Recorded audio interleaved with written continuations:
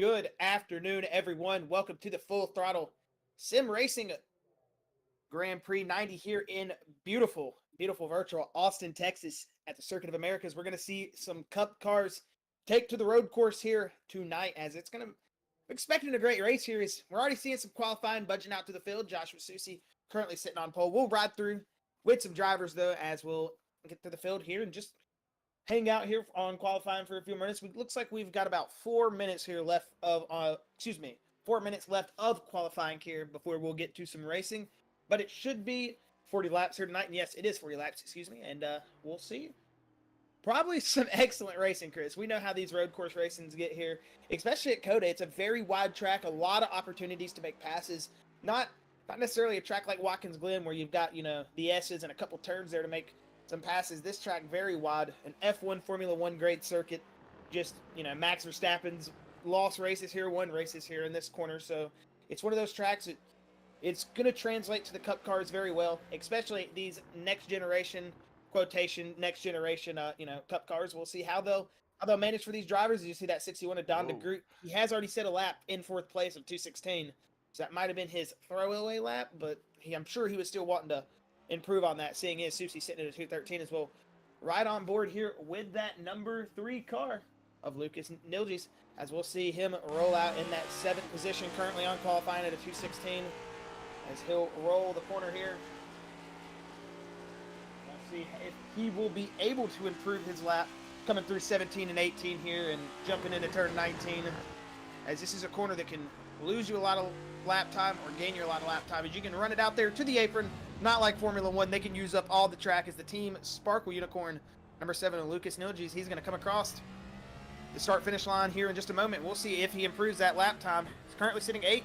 He's going to bump up to 4th. 2 seconds gained into a 2:14.57. So we still have some drivers left to qualify. A good bit of the field left to qualify.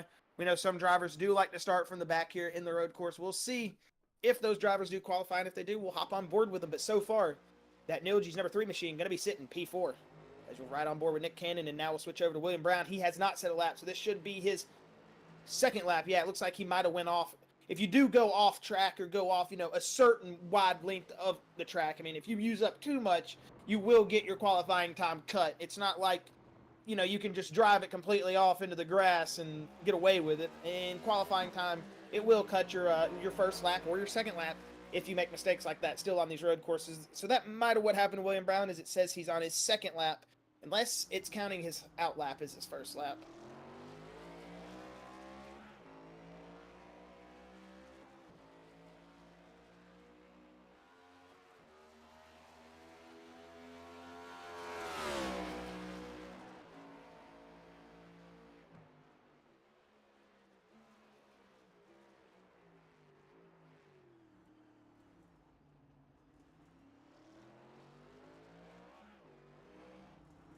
As we'll hop on board here with that number 24 machine, Colin McCarthy. That's a slick-looking race car this week, as we saw him have some early success last week in that race, as he was doing very good there last week at Bristol.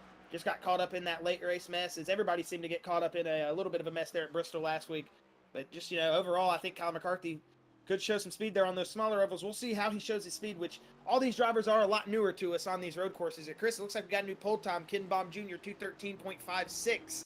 He's going to set on pole right now. It looks like he's already shut the car down. We'll hop back on board here with Colin McCarthy, see if he improves here on his second lap, as it looks like Michael Zuver is going to set into that 11th position with a 2:17.24. Looks like William Brown qualified 2:18. We were riding on board with him just a moment ago.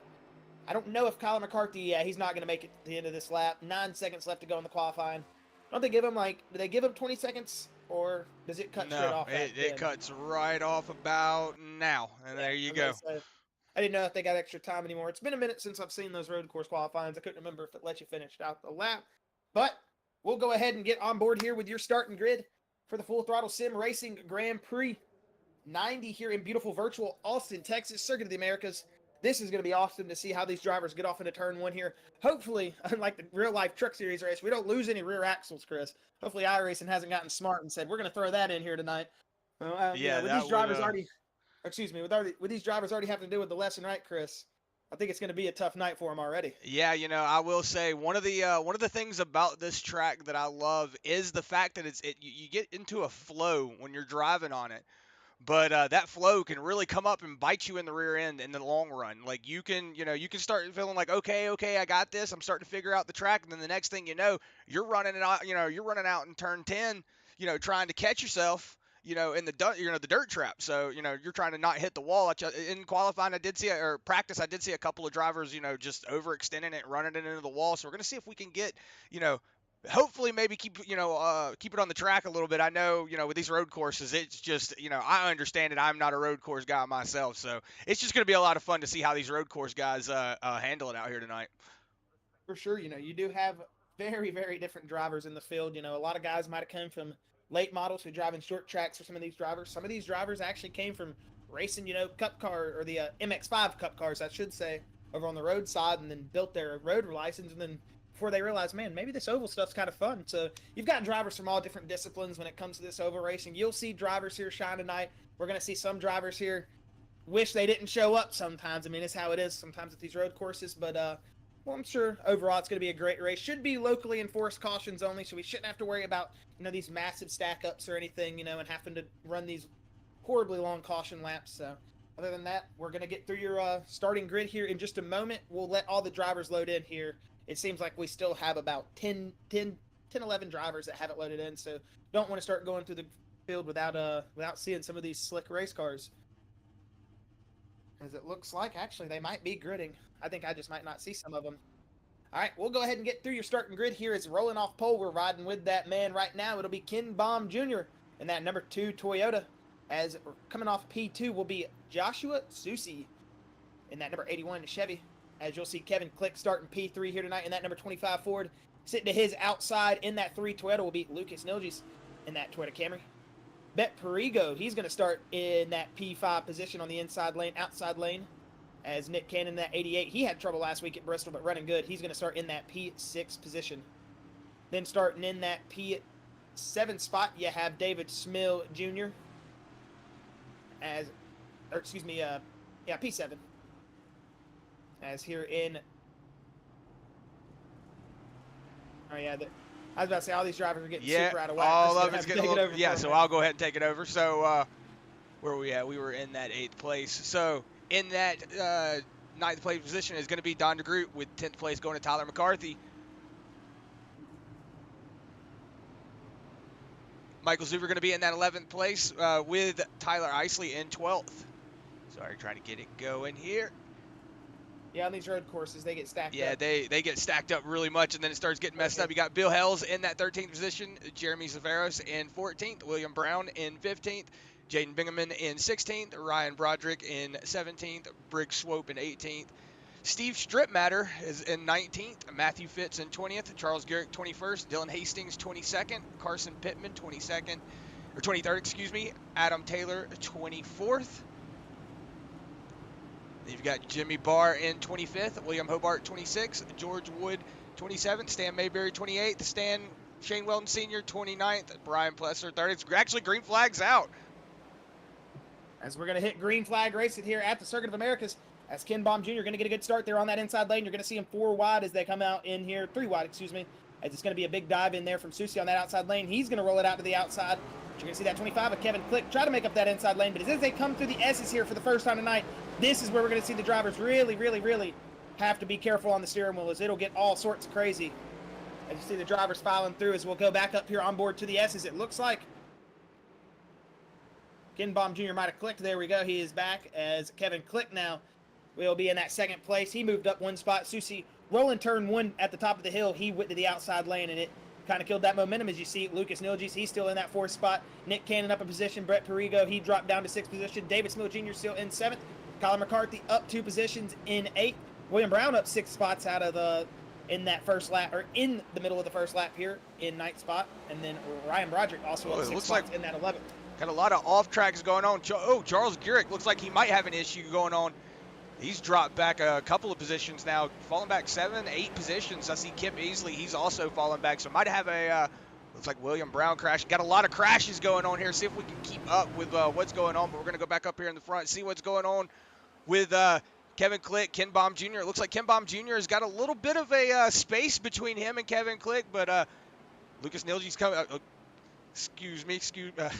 Lucas. What was it, Josh? Completely forgot. Nilge's. Okay. You said it right. I did say it right. Excuse me. Oh, sorry. Yeah. So he's going off track there as I was speaking about him, and David Smill. That's going to open up the door for him. But Nick Cannon really filing back in behind him.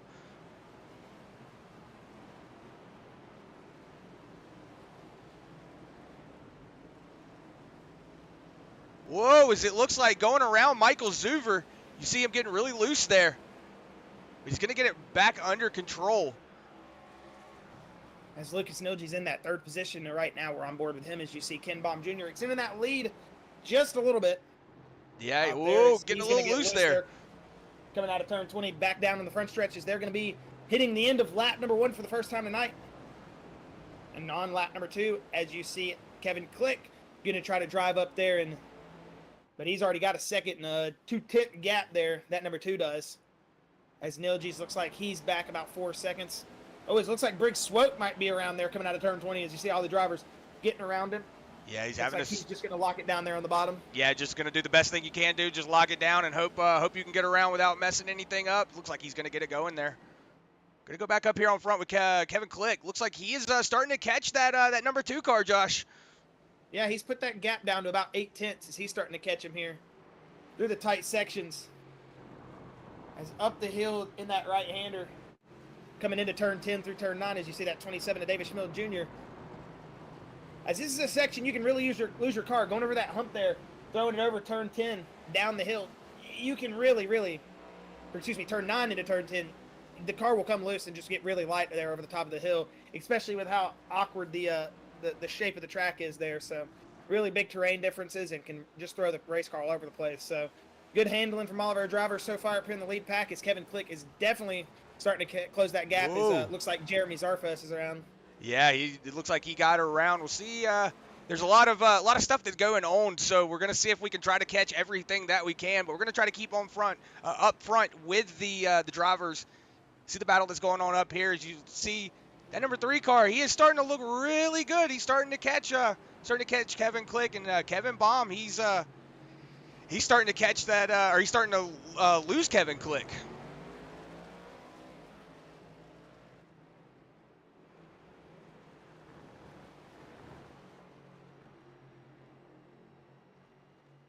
As Ken Baum Jr., he's starting to click out in front, as these 2 guys are really starting to pull away now from Nilge's. He was starting to pull up just a little bit, but now back to about 5 seconds. Put it down about 3 tenths, is starting to lose him a little bit, but it's really starting to look like Kevin Click might have the race car to go up there and lead the race, but it's one of those things you got to think to yourself, as Ken Baum just kind of hanging on to his tires, is you'll see him pit here, but sometimes on these road courses, some guys just will pit for straight fuel compared to pitting for fuel and tires. As Kevin Click did run the fastest lap by 4 tenths, a 2:13.50 compared to that 2:13.93 of Ken Baum Jr., as they're 2 seconds faster than that Nilge's car behind them, and everybody else running 2:15s, 2:16s, as these 2 guys in the front both still clicking 2:13s. So qualifying pace, still putting out some really decent lap times, as that 27 to David Schmidt Jr. as you ride on board here with that snap-on number 27 machine, as he'll come through the S's here. He looks like he is starting to catch that number 3 machine, as Nilge's either is starting to lose the handle of that race car early, maybe over pushing, or he's just saving. I mean, it's only lap 3. I wouldn't see why he would have an issue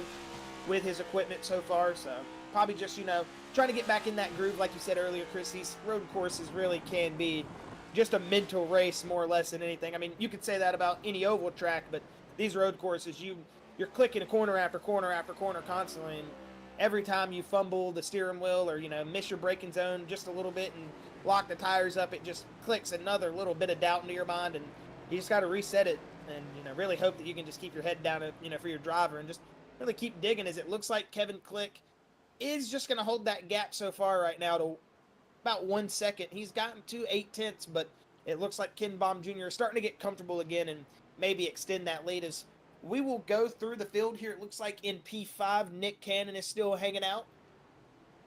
As you see, right behind him is Brett Perigo in that O2 machine. That's a good-looking race car right there with the rainbows and the kittens. If that thing's passing you, you're punching your steering wheel. You're thinking, man, this guy's getting past me, and I got to see those cute little cats stare at me and make me jealous that they took my position. But you can't be mad. You can't be mad at him. I mean, it's a Mustang too, so you can be mad at it for being a Mustang, but you can't be mad at it for being a cute Mustang. So, Right. yes, I said it was a cute Mustang. As Colin McCarthy going to roll through here. In that 7th position, Ryan Broderick in 8th so far, and he's up 9 positions in that Larson machine. As William Brown, it looks like he's got a little bit of right front damage. Like Chris said earlier, so much goes on in our little ticker for, events, I should say. It's called like the event ticker that shows you, people getting into wrecks. But on these road courses, you get constant off tracks, so it'll really fill that ticker. So if we don't get every wreck in there tonight, we do apologize about that, but we will try to get as much as we can with what we can, because that ticker will go by really fast. And once you start losing events, it's really hard to find them back. But riding on board back here with that 2nd place at Kevin Click.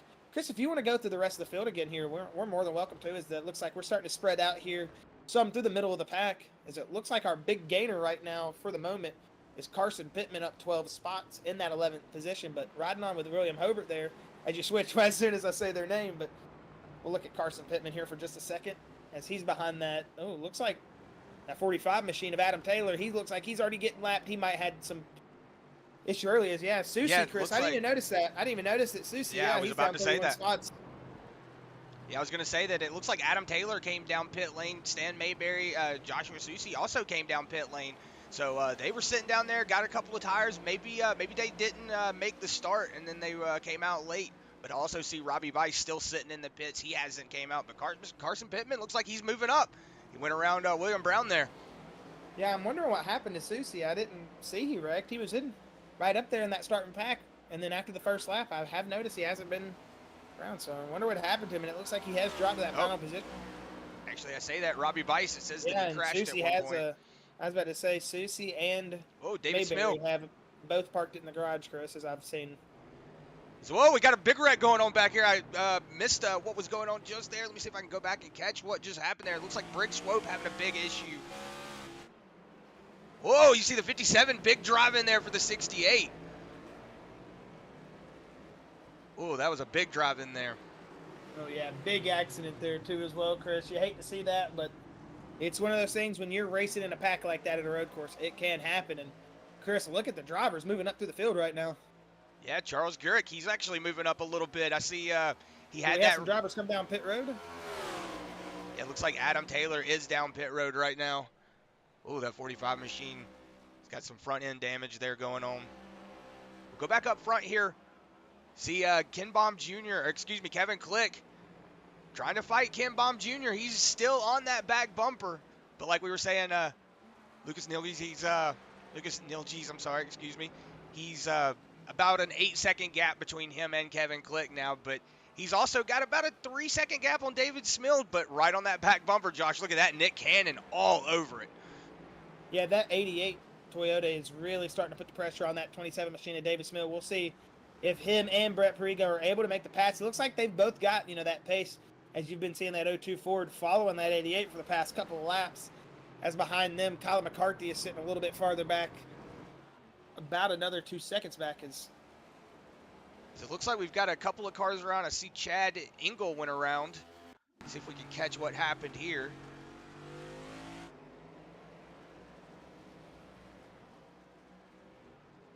Just looks like maybe just overdrove it into the corner, got around. Oh, 67 having to slam on the brakes.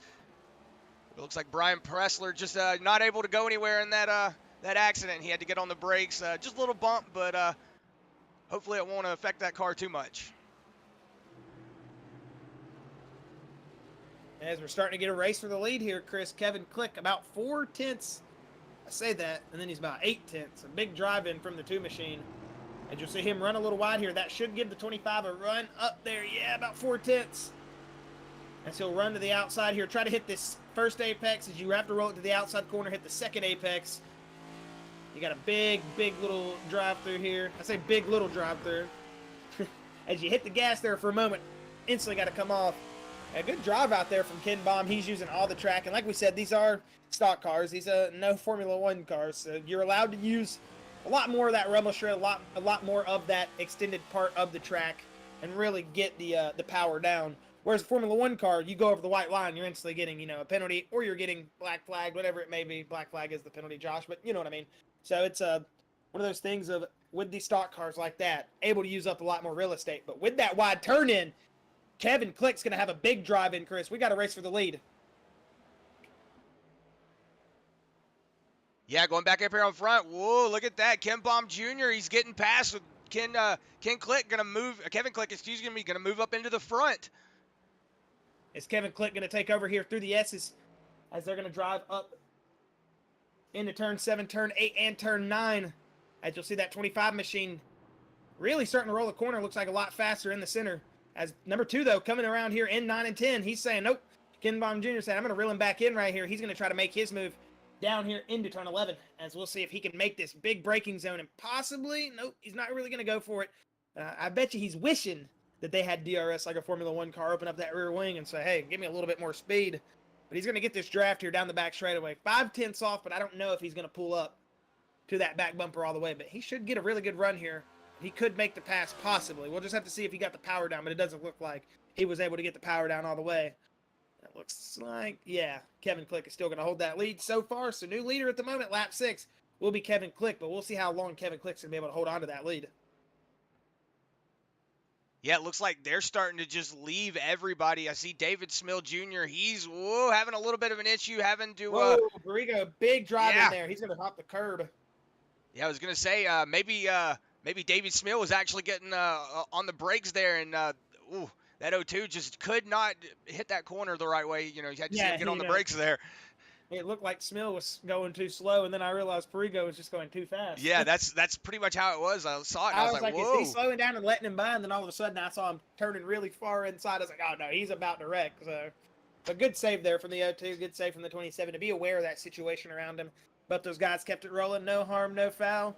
It's road course racing. We all have our lockups, especially coming down that massive back straightaway into turn 12. It is just one of those very hard braking zones to make, and it's really easy to underestimate, you know, where you're really braking, or, you know, overthink or miss your braking zone by just a little bit, even when you're behind a car. So, understandable. Like we said, no harm, no foul. We'll keep racing. And speaking of racing, Ryan Broderick up 11 positions in 6th place. He's got a bigger battle here with that original 6th place sitter of Nick Cannon. We'll see if he's able to get past here, though, into turn 1, as they're racing hard, and it looks like that Broderick machine's going to close off that outside lane, but he's going to lock up big time in the 1. That's really going to kill that left front some. Yeah, so we'll see if he'll be able to hold on it here through the S's. Is Nick Cannon going to come back on a charge here? Really hard out of turn 1. He got a way more solid exit, seeing as he didn't lock up and get into the corner a little hot. As here we come in through the S's, beautiful camera shot's going to show you how much you really have to wheel these cars left and right through here. Yeah, like I said, it's like a roller coaster. It's pretty much like riding on a roller coaster going through there. Oh, it is. I bet in real life the feeling of G-forces and change of like direction feel really weird, make your stomach get that pitted feeling. I bet it feels cool though. Yes, Nick Cannon right now still battling out with that 6th position of Ryan Broderick, but we did see Nick Cannon go around. Weren't able to catch what happened. Whoa, big drive in here from Nick Cannon. Let's see if he's going to... Nope, he's not. He's going to overdrive it. And it looks like Kevin Click is starting to pull away a little bit from Ken Baum. He's almost 8/10 up there as they come around into turn 13 and turn 14.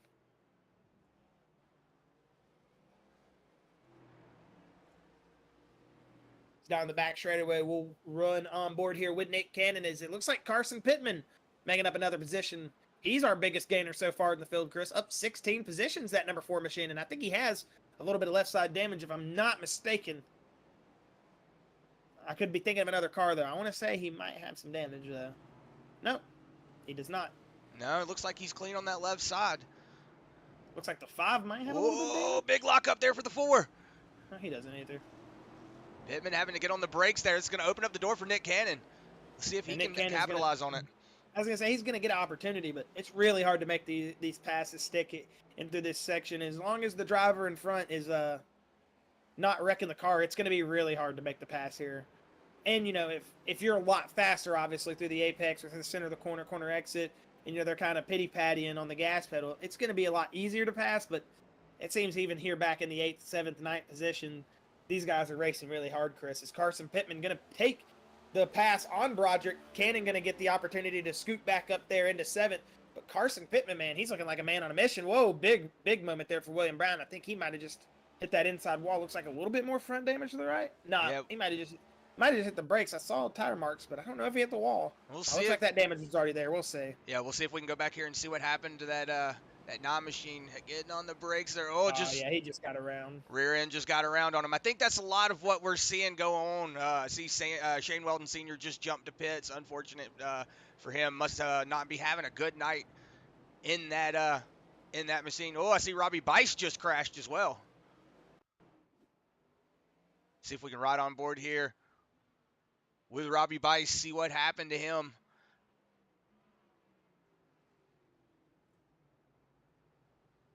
Looks like just getting off the course. Looks like maybe just not feeling it here. He's just cruising around out here right now. I mean, that's how it is sometimes, Chris, at these road courses. You just got to take it like a Sunday drive. Not everybody's built for the lefts and the rights. As Yeah. Kevin Click is starting to. I keep thinking he's starting to pull away, and every time I say that, Ken Baum gets a big drive in, puts it down about 4/10, but he's hanging in there. Ken Baum was your pole sitter for a reason. That third place position was where Kevin Click started, but these two drivers putting on a good show. As Lucas Nilges will still be sitting in third, David Schmill in fourth, and fifth will be Brett Perigo. And that will round out your top five. Carson Pittman is 9 seconds back from those guys, so if you're thinking he's getting close to catching them, not yet. It could happen, but not yet. As you'll see, Nick Cannon in 7th, Ryan Broderick in 8th. He's up 9 spots, but he did drop back. He was running up in that 6th position a moment ago until Carson Pittman came up there and made the pass coming out of turn 20 onto the front stretch, and Nick Cannon took advantage as well, hopped back up into 7th. 9th position will be that 24 machine of Kyler McCarthy. Michael Zuver right behind him, 4/10 back in that number 96 machine. He'll be sitting in 10th spot. Don DeGroot, he's in that number 61 DeWalt machine. He's dropped 2 positions, originally started in 9th, but he's trying to work his way back up there. The only Canadian in the field tonight. As you'll see, that 17 machine behind him, 2 seconds back, Tyler Isley. This is where he started, and so far this is where he's hanging out. He'll be in that 12th position, and no damage, still running a comfortable race where he started.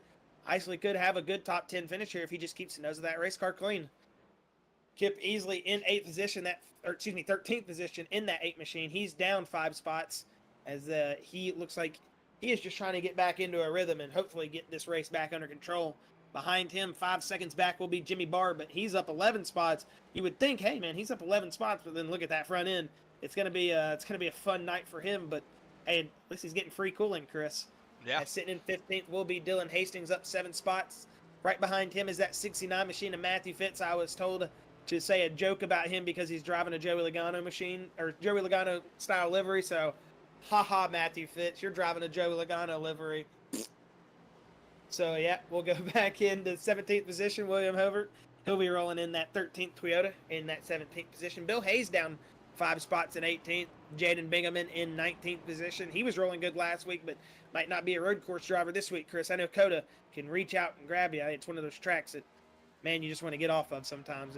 Sitting in 20th position will be Steve Schrittmatter. Behind him in 21st will be Jeremy Zarfos. Behind him will be Briggs Ope in 22nd. George Wood in 23rd.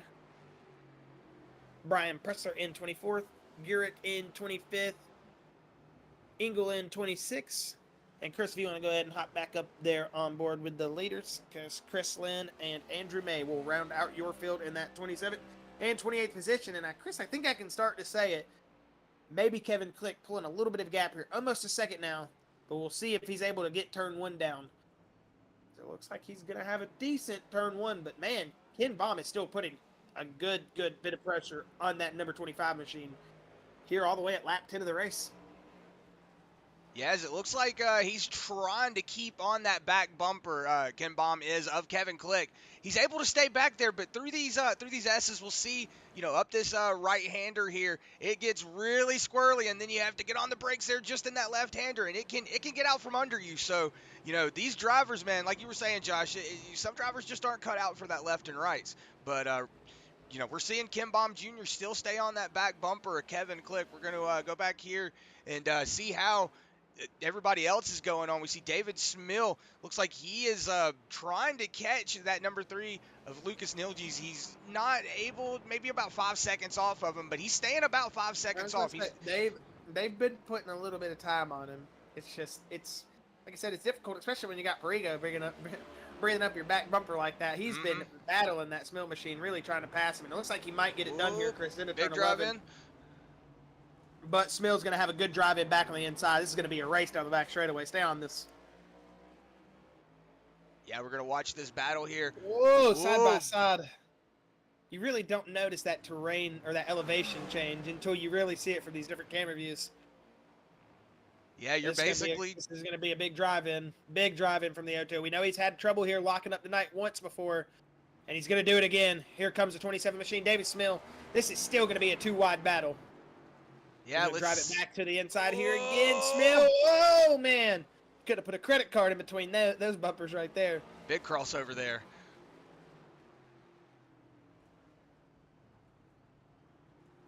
Oh. As, man, this is some good road course racing here. 2-wide action. This is what you like to see, Chris. Yeah, this is starting to look good here. Speaking of, look at Kevin and Click and Ken Baum. They're also really close. Going into turn 1 here, Ken Baum could get a jump here.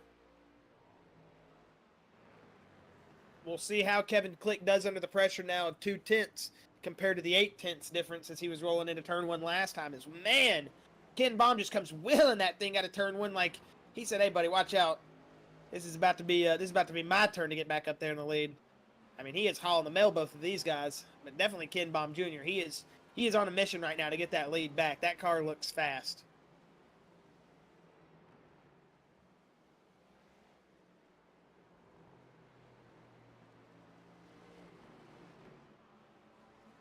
Woo! As the 27 of David Schmill Jr. as we're back on board with that Brett Perigo David Schmill Jr. battle.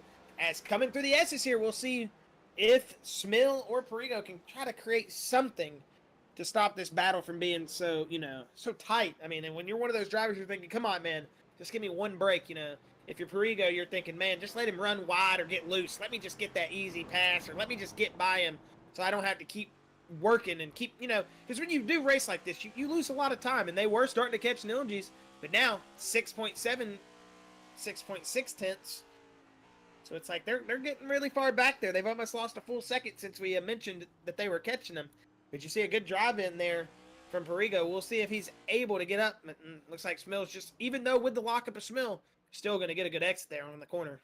Yeah, this could be the break there for David Smill. You see a little bit of a separation between him and Perigo. Maybe this is the break that he needed. We're going to go back up here on front. We see, whoa, big drive in there for Kevin Click. That's going to let Ken Baum catch back up to that back bumper. See if he can get back up here. We're about to come down the front straightaway into this last corner. In here. And as you click here to the left into turn 19. I said click here. I didn't even notice we were looking at Kevin Click. As you turn down in here into turn 20, coming back onto the front stretch. Kevin Click still your leader, though, but man, Ken Baum Jr. is applying the pressure. He is letting him know, I am there.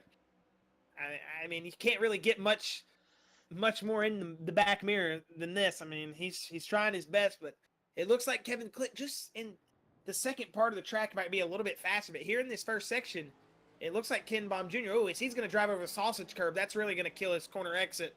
As, now Kevin Click might get the lucky break that he needed. Yeah, as it looks like now, about a second gap between him and Ken Baum. Ken Baum's starting to fall off just a little bit as I see Robbie Bice having another incident. Looks like he's just not having it tonight here. Just kind of cruising around back there. But, hey, Robbie, it's good to be back here, man. We're glad to be here having fun with you again. Oh, yeah, loving the time here at COTA. Wish we were in Austin, Texas, man. That'd be awesome to be sitting in the track for real. But virtually we're here. Our spirits are in Austin, Texas. We would love to be there, but, man, we're enjoying our time here at the virtual COTA. As you'll see that number 3, Lucas Nugent in that Toyota. He's rolling up through turns 9, 10, and 11. Coming down into 9, 10, and down into 11. As behind him, looks like Perigo has finally gotten past David Smill Jr., Chris. Oh, and he's gotten past him and putting a good second and a half on him almost. Perigo looks like he's ready to go.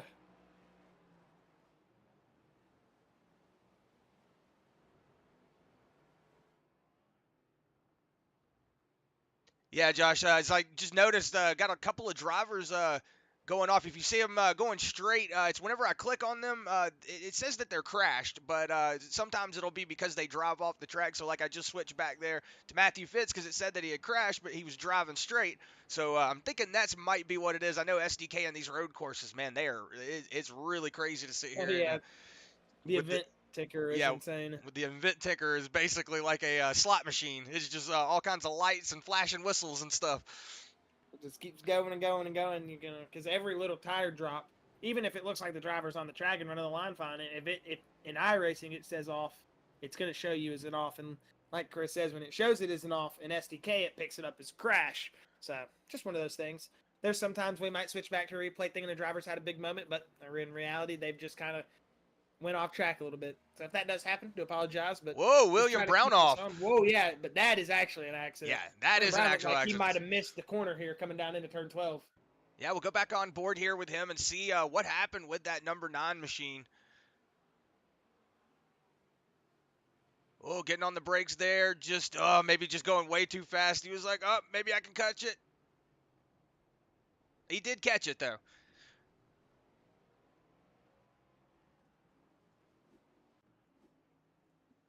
Yeah, unfortunate for William Brown. That's one of those things, and it does happen on those big, long straightaways. You can overbrake a lot. Or underbrake, I should say. But if you're going too fast and you're just overcooking it, we'll say it that way. Yeah, as you see, Josh, look at that. Ken Baum is still hanging out with Kevin Click, but they have definitely left Lucas Nilges. He is about 17 seconds back, and then behind him is Brett Perigo, which Brett Perigo is slowly starting to catch Lucas. He was about 10 seconds off of him. Now he's got it underneath 7 seconds, so maybe Lucas had a little bit of an issue. Maybe a bobble had to get called up. They were only about 8 seconds. Okay, so he's put about a second and a half, 2 seconds. Because David Smill is starting to get close to being 10 seconds now. He's really starting to lose the pace there to Brett Perigo, down 2 seconds now. Looks like we might have a big battle going on right here for that 8th, 9th, 10th position. 96 of Michael Zuber, 5 of Ryan Broderick, and that 24 of Kyle McCarthy, all going for that 9th position there. As you'll see right there behind them, Tyler Isley starting to pull up into the battle with Don DeGroot, but they're not fully there yet, but drafting down this back straightaway and into this turn 12 braking zone. They should be able to catch up with him, and this might be a 5-car battle, Chris, for that 9th position here soon. Don DeGroot. As Broderick getting a little loose. And DeGroot going to pass, and he's going to pass Isley up into 11th position. But Zuber's still going to hold on to 8th position here. Yeah, let's see if Broderick has it in that number 5 machine, if he can catch up to that 96 and put the pressure on him. But as I'm saying that, Kyler McCarthy, Josh, the 24, all over that number 5.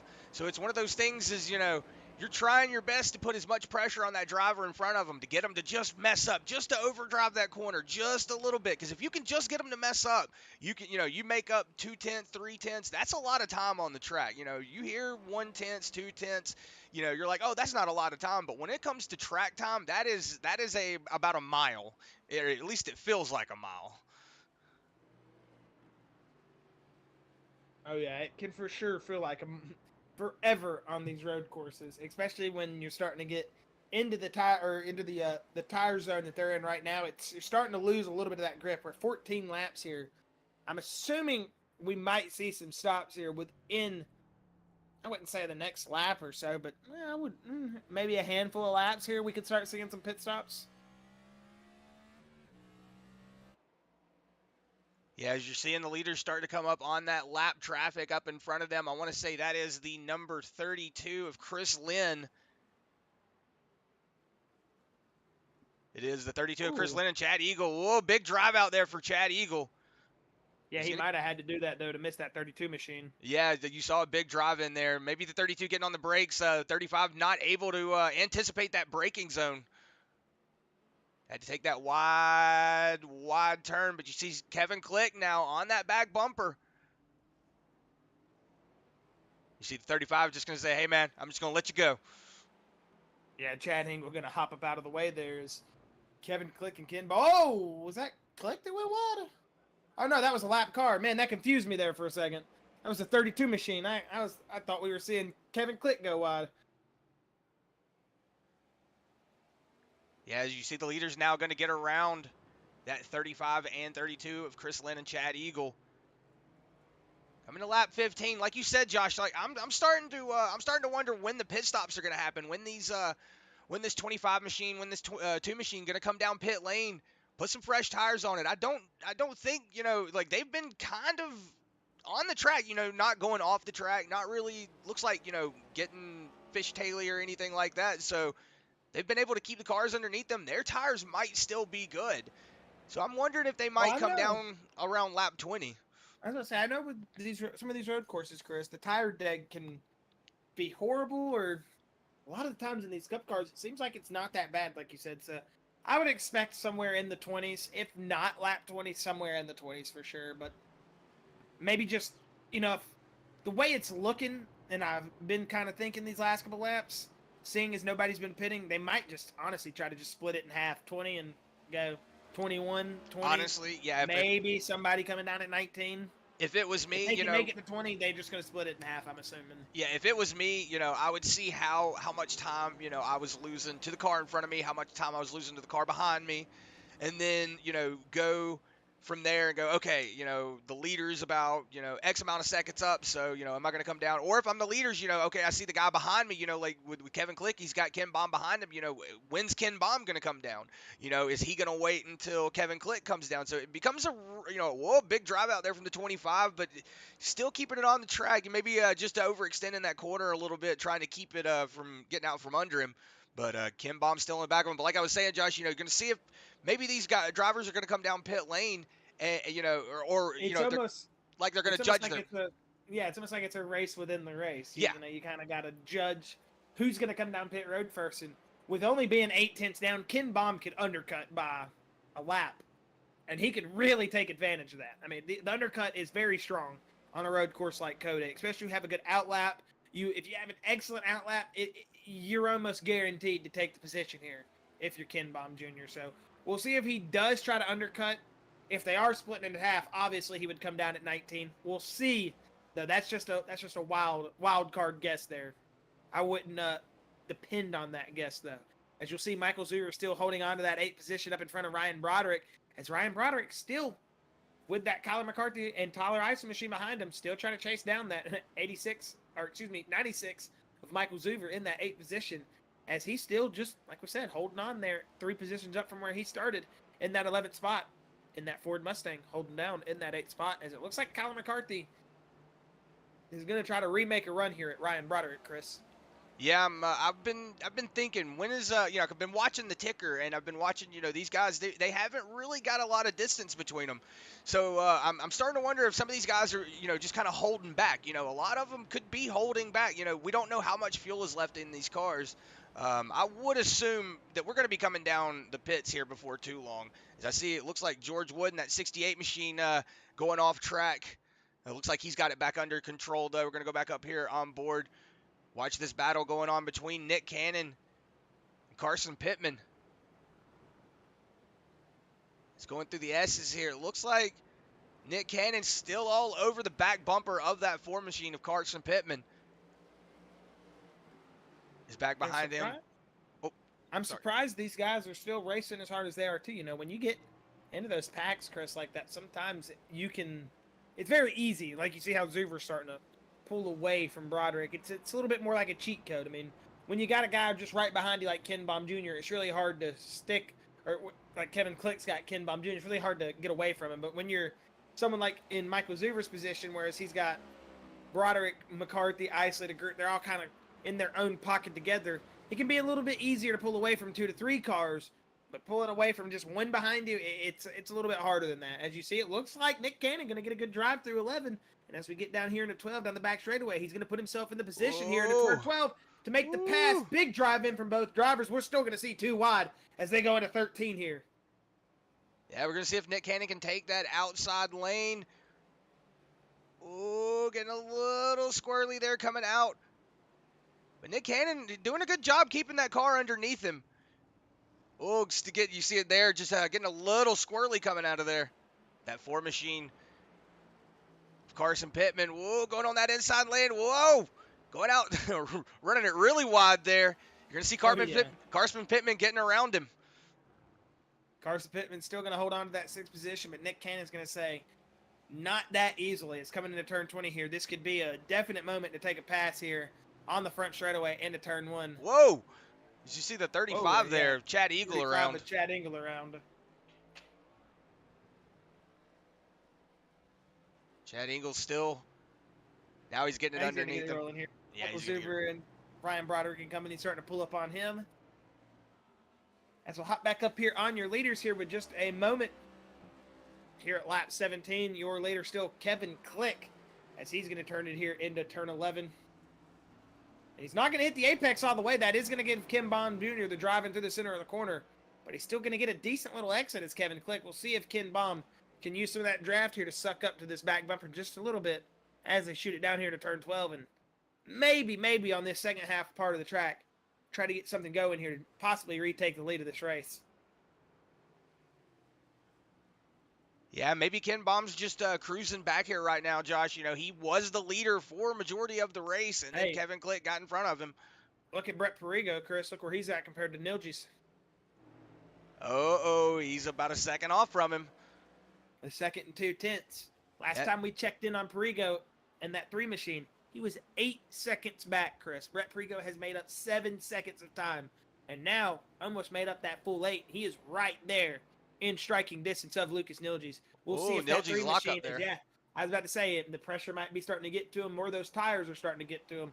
We'll see if Nilges in that 3 machine can hold on to that 3rd position.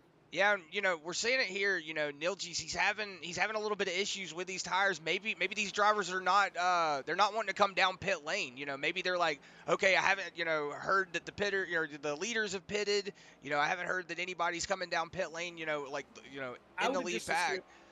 I would have just assumed the only reason they haven't pitted though is probably because they just can't make it on fuel at this stage. Yeah, it could also be that, maybe they're just trying to run it out to the very, very last seconds. We see Chad Engle not having the best night. It seems like he's going off track, having a little bit of issues back there. But hey, at least you're out there trying, man. I didn't even try to race at Coda.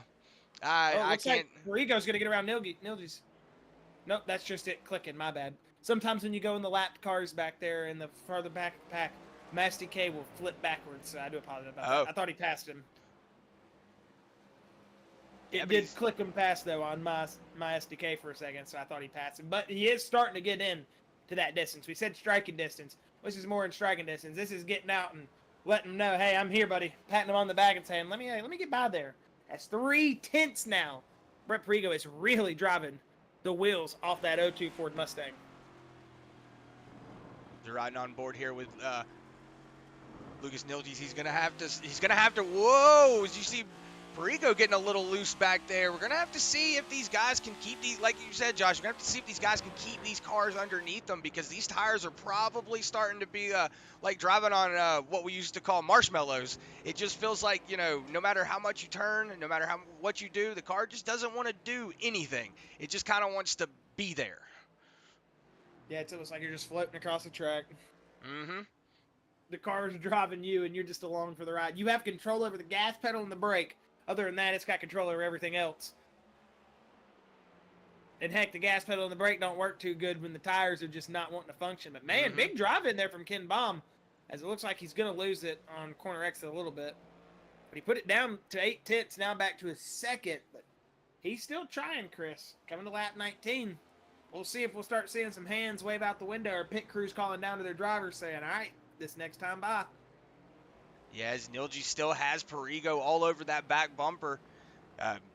Wondering if who's going to be the first to come down pit lane. Are we going to have these 3rd and 4th positions come down, or are we going to have the first 2 come down? Maybe Nilges try to undercut, and Perigo try to undercut the leaders. They're not going to come down, right away, as we're already halfway done with this race, or almost halfway done with this race. So, we're coming up to the point where maybe fuel, we start going into the, where fuel becomes an issue. Yeah, especially if you're going to start trying to do an overcut.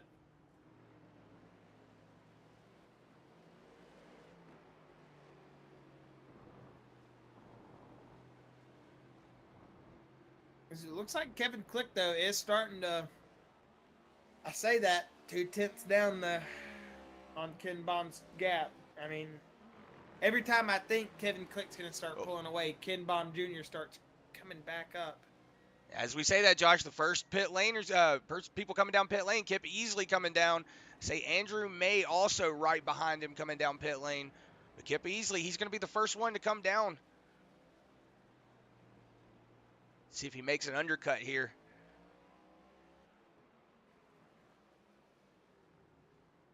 Anybody making the very important undercut, I would see it being Ken Bond. Maybe he does come down at the end of this lap. We'll just have to see. Starting to lose a little bit of that, gap in that interval to that Kevin Click car. This might be the time you pull the trigger for the undercut, Chris. We'll just see. Just have to see, as it looks like Nilgis is going to get past Perigo again. Oh, big race here coming into turn 12. Whoa, And big the drive O2 in might from lock Perigo. up again. Sausage Whoa. curve hop. Yeah, We've seen this once from that Perigo machine tonight. We'll see if he can try to stick his nose back up in there. Lock up. This could be trouble. Whoa, good drive in there from Nilgis. Yeah, Nilgis going to make the pass stick again. Is it the 3 and the O2 still battling for that third place position? And it looks like Ken Bond come down pit lane, Josh. Yeah, I was about to say. Looks like Ken Bond's about to come down pit lane. So Ken Bond There it is. with the undercut. At lap 20, Ken Bond going to come down pit lane. We'll see if Kevin Click decides to come in this time, or sometimes if you feel still comfortable in those tires, you can click off a good last fast lap, maybe 2. But I think he might just go this last time and come down pit road. But we'll just see. It's all up to Kevin Click, man. He's the driver, not me. I don't know how that race car feels. Yeah, it's gonna be a curious time here with these new tires. Ken Bond still, I think he just now hit his pit lane. Nope, on his way out right now. So Ken Bond got his tires coming back out. We'll see if these better tires are going to be faster for him, which we know they will. But see how much faster they are already going through the corner. You see him getting on the gas. So at number 2 machine, he went in second, came out in fourth. I think he's doing a pretty good job there. Mm-hmm. Yeah, you see Nilgis and Perigo. They didn't come down pit lane. Don DeGroot coming down pit lane right now. So that 61 machine going to go ahead and pull the trigger here. It's like Pressler's already on pit road.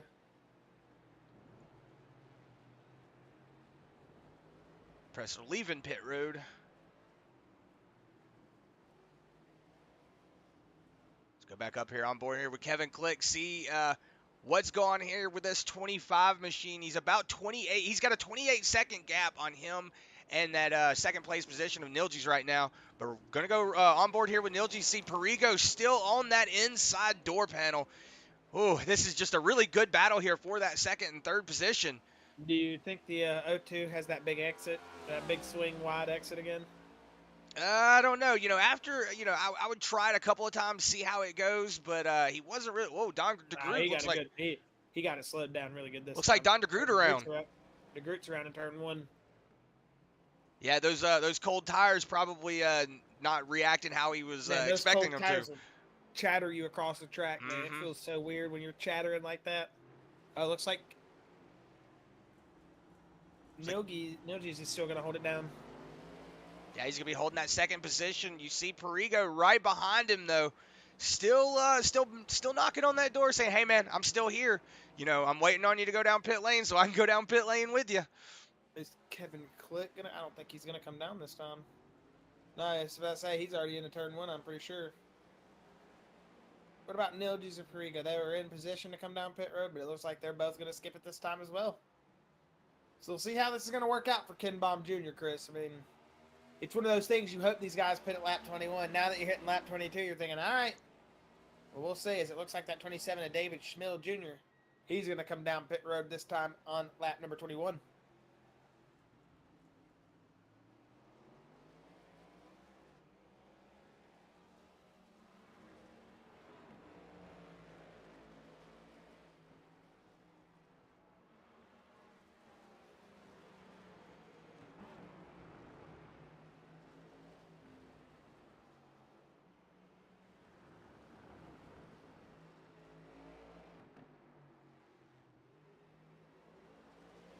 As you're riding on board here with that 2 machine of Brett Perigo. Still on the back bumper of Nilgis. Let's see how much longer they're going to stay out on that on these old tires. Maybe like we were saying with Josh, maybe Ken Baum Jr. just trying a strategy out. Maybe he was, like Josh said, expecting the drivers to come down pit lane. They just decided to not come down pit lane, and he's like, oh, maybe I shot myself in the foot. But he will have the better tires. He does have a 4-second gap between him and Perigo, so he is gaining on that third and second place position. So you're seeing those better tires really starting to click off some better times for that two machine of Ken Baum Jr. But Brett Perigo still going a little wide there on that corner. Losing a little bit of time to Nilji's, but he's going to stay on that back bumper. As it looks like Kevin Click still out on the track, not deeming to come down pit lane yet. He is starting. I'm starting to believe that maybe he's got the long run speed. He's going to be able to stay out on the track a lot longer than a lot of the other drivers. Being new to the Full Throttle series, we still haven't figured out which one of the drivers are the road course racers, which ones are the oval racers. So still trying to figure out which ones. But it looks like Kevin Click, not to be funny, but it looks like everything's clicking for him on this track. He's really got it under control as he's going through the S's here.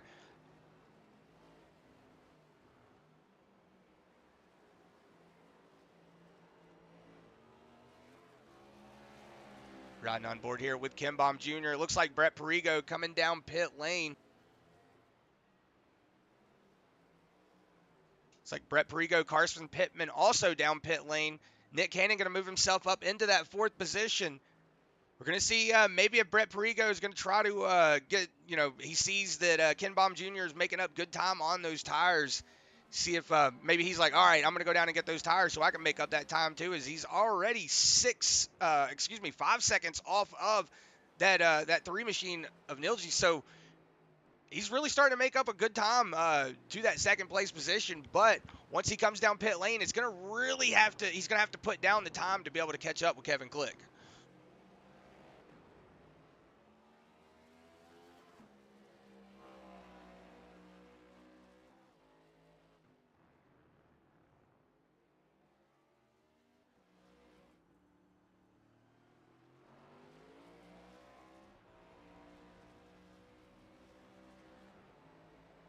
As we're riding on board here with Kyler McCarthy as he's going to come out of pit road. See that 53 machine there going into turn 1 in front of him. That's Bill Hayes. He's currently rounding out your top 10. Right behind him, Kip easily going to blend back in behind Kyler McCarthy. It looks like that 3G number 8 machine trying to work his way back up into the top 10 here, as he's currently sitting in that 12th position. Looks like Zuver might have just made the pass on Broderick. It looks like Kevin Click coming down pit lane. Indeed, Kevin Click is going to make the call to come down pit road. We'll see. We'll ride on board here with his stop, seeing as this is a very, very important stop for that number 25 machine. But right now, it looks like on his intervals, he should come back out in the lead, Chris. Yeah, he's got about a 30-second gap between him and Nilji's and Baum. So we'll see if this is going to be a good stop for him. Left side's up. Left sides. Here they come down the front stretch.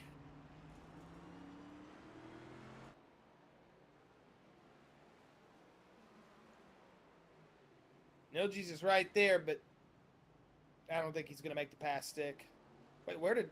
Oh, Click went wide. That's why he went out of my... Yeah, Click went wide. Viewing area. Yeah, Click went wide. Did you see Nilji's? He's on the back bumper. As I say, Nilji's going to give him a run for his money here for a second. Yeah, but he's he's on those older tires. Pitted, right? Yeah, he's on those old tires. Pitted, so. Once Click's tires get that heat cycle, and he should be fine. But Ken Baum likes to see these guys race up there. I mean, that just gives him an opportunity to get a little bit more track time called up for free. Yeah, but he's got a 4-second gap between him and Kevin Click now, Josh. So Ken Baum, he's it's already clicked down to 2 seconds now, Chris. That's what I'm saying. Mm-hmm. These guys racing up here. Whoa, really going to open the door for Ken Baum Jr. to get back into this. But he is on a couple lap older tires as well. They're pulling up on some lap cars here now. So this traffic, depending on how they're able to manage it, could cause us a little bit of trouble here for Kevin Click and his gap that he has made from Ken Baum Jr. Yeah, Kevin Click going to be coming up into that lap traffic. So he's going to be slowing up just a little bit. Maybe George Wood will, do the gentleman's thing, move out the way. But you know, these drivers, they're racing for position. So yeah, you're gonna see him just drive it out there wide, let him go by. As it looks like Bill Hayes down pit lane, Matthew Fitz, Jeremy Zafaros also down pit lane. So a lot of the drivers starting to come down pit lane, trying to get those fresh tires so they can get it. They see the time difference that's going. I'm telling you, they just see the time difference that's going. Oh yeah, I mean, some of the older lap times right now, 223, 220, 222. These guys up front right now that are racing 215, 214 on Nick Cannon. He's the fastest lap out of everybody so far on these newer tires. So it looks like Kevin Click though. 1.9 now, 2 seconds out. Oh nope, Nilji's coming down pit road. So it's gonna be Ken Baum Jr. now, opened up 2 and 8. 2 seconds. Whoa, looks like Nilji's in the 13. Might have made contact coming into pit road. Is the 13 a lapper? No, it's William Hobart. He actually might be a lapper. What's going on there? It looks like the 13 might have gotten into somebody else. There's more tire marks there than there should be. So somebody might have DC'd before. Yeah, we'll back it up here. Oh, just no. Oh, it looks There's where your tire marks came from. He just overcooked entrance into pit road. Unfortunate there for William Hobart. And if you're that number 3 machine of Nilji's, you just don't see him. That's completely unfortunate for Lucas Nilji's, man. Yeah, that is unfortunate. That is something that can really, I mean, look at where he's going to come out now. He's going to come out in 6th. So that could spell disaster for his night and really kill that, hope for a podium finish. You hate to see it from that driver, man. I mean, he's worked tough all night. He's really had to work. I mean, that car at one moment was giving him a situation where he was like 20 seconds back, and then right there he was almost racing for the lead, Chris. So you hate to see it. Yeah, you hate to see it, but Nick Cannon got David Smill Jr. all over the back bumper of him. See Nick Cannon running a little wide there, coming out of corner exit, but like you were saying earlier, Josh, these NASCAR cars, they can run the corners a little wider than the F1 cars. They don't have the same track limits as F1, so they can use a little bit more of the track than everybody else. Yeah, there's a lot of sports cars and all that. They all have very strict track limits, but again, these stock cars, we speak in bald eagles and bald eagles and miles per hour. That's what I should say. So we're more worried about just letting the thing hang out there and getting on the throttle. And hey, if we get to use more track, by golly, we like that. So man, you really hate to see that there from Lucas Nilji's, is that's going to really push him back a little bit farther than he would like to go. But man, Nick Cannon, he's going to go wide, and that's going to allow David Smill to pull up into that 4th spot, Chris. We're going to go back up here on board, see that Kevin Click still got about a 3-second gap between him and Ken Baum. So Ken Baum's slowly starting to just reach out and grab that rope and pull him in. But it looks like he might be holding about that 3.5-4 second gap between him and Kevin Click. So Kevin Click is also on newer tires, so he might start extending it a lot more here soon. Right, he might start extending it a little more. So, that was what we were saying. Ken Baum doing that undercut might have maybe done it a little too early. Heck, hopefully he didn't have the stream open and he was going, hey, they said I'm coming at lap 22. I like that idea. Because if it ain't on me. It ain't on me. I'll say that. Kyle McCarthy, though, he's still holding his 10th position here.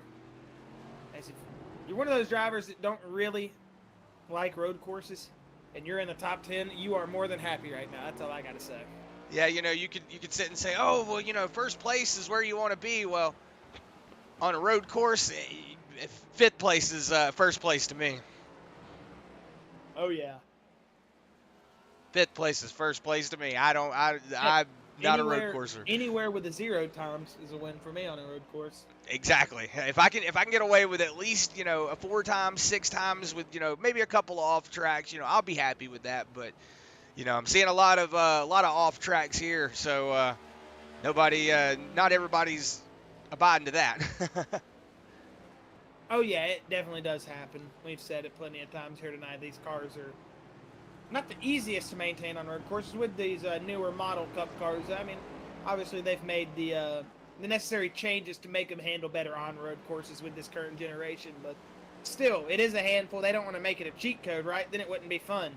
So we do enjoy still seeing these road courses, man. It's, to me, I think these road courses still feel like a natural stock car, whereas the ovals, some of them feel like more or less almost like you're driving a mechanical grip machine. And so it's good to see these road course races still incorporated, especially a track like this where you get that slip and that slide, and you really got to use driver skill over more or less, what's the word I'm looking for, a flow or a setup.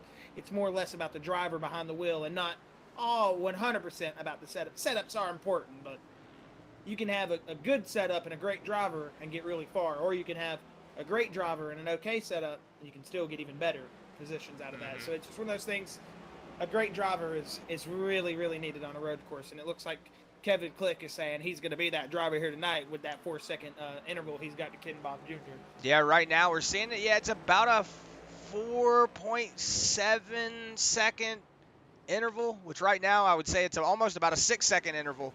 So Kevin Click, he's starting to slowly pull away from Ken Baum, like you said, with those older tires. That's just what's gonna happen.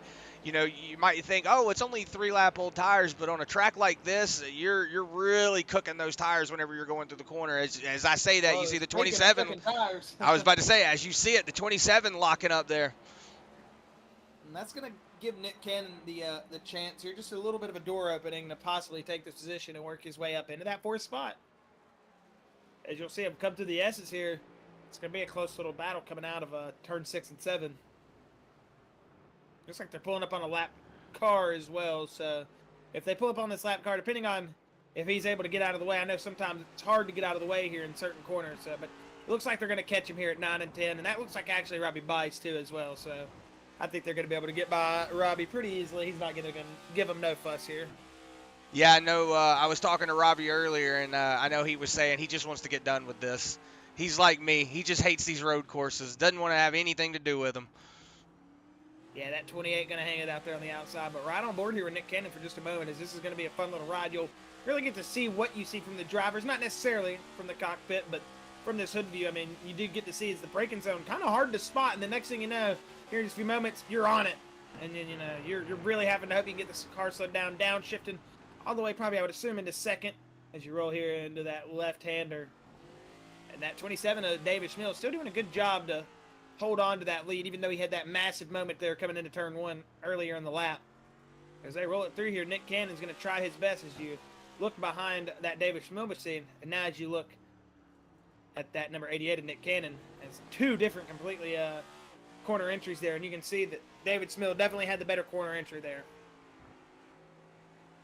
Yeah, Josh, I was telling you, earlier, this track is just, this is one of those tracks that you don't really get a flow for it because you're constantly having to think, like when you're doing an oval, you can kind of get into a flow. You can hit the wall and then kind of go down to the line that you want to go. If you're riding a wide track like Chicagoland or Auto Club, RIP, you can really pick which lane you want to be in, and you can get into a flow. Well, at a track like, whenever you're racing like this, on a road course, you can't get into a flow because you're constantly left, and then you're having to get on the brakes, and then you're having to unsettle the rear end, load the front end to make sure you slow down, and then have to get on the gas to make sure the guy behind you does, and then you can never get into that flow. So you see, that's what a lot of these guys, they start going off track, they start having a lot of mess ups. It's not anything against, or it's not anything that's really the driver's doing wrong. It's just these cars are a real handful to drive at a road course. Especially, like you were saying, Chris, with the being able to just to manage the grip. I mean, when you got another guy behind you like that too, it's really hard to just get the power down. You're worried about not only everything going on in your own hands, you got to worry about what the driver behind you's doing, and if they mess up, then it can all come crumbling down for you. So realistically, it just not only and people say like, oh well, road coursing's not entertaining kind of like compared to oval, or oval's not entertaining compared to road course racing. Where if you think about it, honestly, they're the same thing. You're battling yourself, you're battling the track, and you're driving circles, whether you like to think about it or not. Yeah, because, a lot of the times, people don't realize that these cars are set up to go left. You go out there and you look at a stock car, you see that front, that front left wheel. Camber, that front left wheel Oh, cambered cambered in. cambered out. Like you look at it and you're like, man, that's kind of crazy. But then whenever you put it on an oval, you go, and then you look at the physics of it, you go, okay, I kind of understand that. Well, these Yeah, all that drivers are positive used to. camber. Yeah, these drivers are used to driving cars like that, where you don't really have to worry about fighting that steering wheel. You get these cars with no camber in it, you're really having to start to fight. They do have power steering, correct? I'm Yeah, not. yeah, Yeah, I'm not 100%. definitely do. Daniel, why would I say yeah? I think they do. Yes, they do. I don't know Yeah. why I said it like that. So Sorry, having getting power, late in the night here.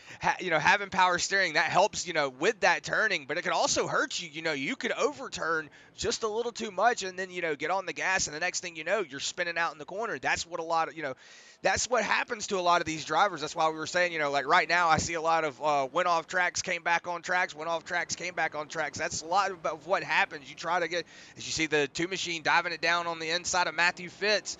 Fitz just going to go ahead and give up that position. Is right now he is the first person off of the lead lap.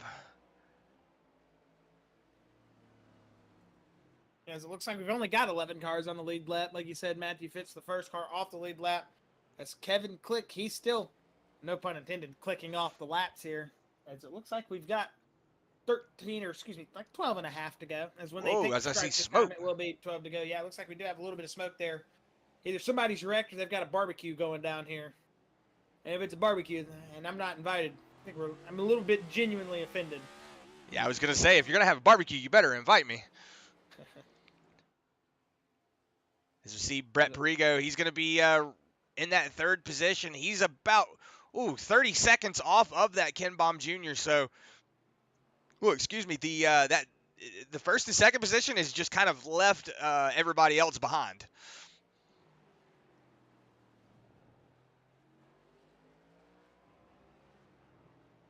Yeah, first and second's kind of just made the bed for those two positions. If you're not up there with Click or Bomb, you're not fighting for first or second here tonight. But I mean, it could be one of those races here towards the end.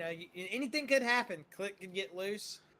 Bomb could catch him. Bomb could wreck. Perigo could pass it for a second. Anything can happen. I mean, we could have a 12-car pileup. I mean, you just never know. It's one of those things in racing that if you don't think it's going to happen, expect it to happen. I mean, a meteor could fall out of the shower right now, or out of the sky, and take out Nick Cannon for all we know. I mean, racing, the crazier things have happened, I'm sure. So. I mean, I'm pretty sure I've seen Nick Cannon get taken out by some meteor showers. Whoa, speaking of, you see getting a little loose there, getting on that gas a little late out of that last corner up that front straightaway. That's the thing about that front straightaway. You see that big hill going up, and you're like, man, I'm ready to get up there. I'm ready to go. You get on that gas a little early. You see Nick Cannon getting a little loose going here into turn one. See if he can get it in there. Whoa, you see Smill getting a little wide there in the corner. Yeah, it looks like Ken Baum's put about 2/10 this lap on the Kevin Click, but still 4.2. I mean, it looks like that Kevin Click is just going to really, really try to run away here with this race in the last 11. Yeah, but like we were saying, those tires, they're not helping Ken Baum. He came down 3 laps earlier than Kevin Click. And you're starting to really see it. Like I was saying earlier, the tires, they start to feel like marshmallows. It's the best way to explain it is if you were to sit down in a sim rig right now, drive on these cars, and then start to feel the feedback in the wheel, it literally feels like you're driving on marshmallows. It just goes soft, mushy, and uncontrollable. Yeah, and it feels like the car just wants to, like, it feels like if you were to sit in your chair and twist your hips, that's what it feels like the car is doing. It just wants to sit and twist all the time, and you're really struggling with trying to keep it under control. So for Ken Baum Jr., Kevin Click, they're keeping it under control. He's still got a 4-second gap on Ken Baum Jr. Click does, so he's able to keep it going. But let's see if he can keep it going for 11 more laps. Really, I would say the best way to explain the tires is once they get old, you got to drive it with the gas pedal. You're no longer driving it with the steering wheel. Yes, the car turns in with the steering wheel. You have to use it, but you got to really know how to use the gas on old tires, because next thing you know, I mean, you can go from hitting a 25% input in a corner to the next time you come around, you accidentally put 26 or 27% input car's spinning around, you're off the track. I mean, that's what we mean by once these tires are done, they are done. They don't want any more. They refuse to work with you. They want to do nothing but wreck you. That is true. They want to do nothing but wreck you. But it looks like Nilji's he's got it back under control, Josh. We saw him I have was that about to say, unfortunate. Chris, just a couple laps ago, he was sitting in like 15th position, so he's really moved to the field here. Yeah, he had that unfortunate incident going into pit lane. But it looks like he's got it under control now. He's starting to catch Nick Cannon. He's got about a 4-second gap between him. I would say Nilji's has about the same gap that Baum has to Click to Cannon. So they're trying to fight for these positions right now. But it's going to come down to Nick Cannon came down lap 23. And Nilji's came down lap 23 as well. So they have the same set of tires. David Smill came down lap 20, which I see right now. Nick Cannon's starting to creep back up into that picture, into his back bumper. Yeah, Nick Cannon's really, really, really trying to get back up there and get into that fourth position. Or get up into that fourth position. I don't know if he's been in that fourth position tonight, but he would love to finish there. I mean, he's from sixth position, so yeah, he's really been battling there in that mid-pack all day. So I think if he could get up there in fourth, he would love to get third, but Perigo's kind of made his own little area right there. He's got a 15-second bubble between him and Baum, and he's got a 32-second window between him and Baum, and he's got a 15-second gap between him and Smill. So other than that lapped car right there, he's pretty much in his own world. Jaden Bingaman is the one behind him, but that 26. He is a lapped car to the lead pack. As right now we're going to ride on board here with David Smill. We're going to see Nick Cannon still all over that back bumper. That Sparkle Unicorn machine, Josh. We've watched Nick Cannon race for a while now, and we know he can put it down when it needs to be put down. I'm wondering if he's just riding behind this 27 machine right now and just biding his time, just trying to wait, see if he can make him mess up. He got a good turn in there through 18 as he comes down through 19.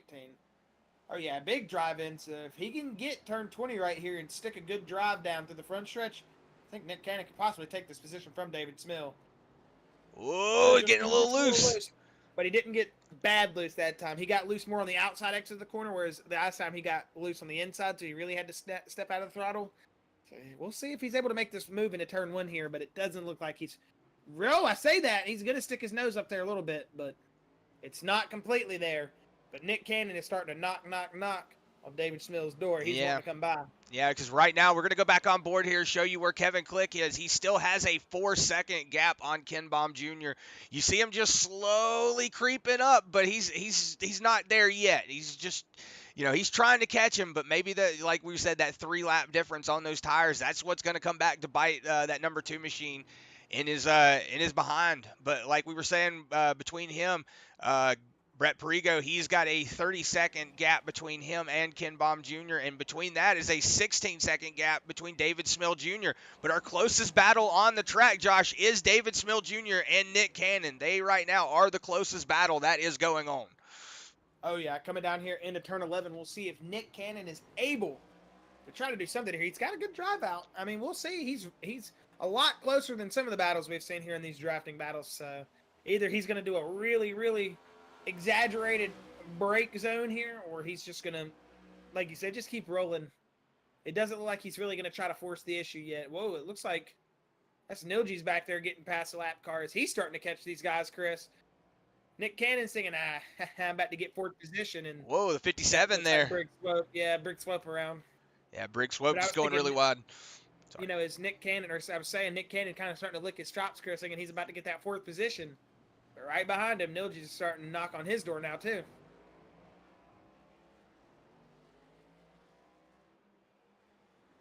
Yeah, Josh, you're right. We might have a battle for that fourth position here before too long.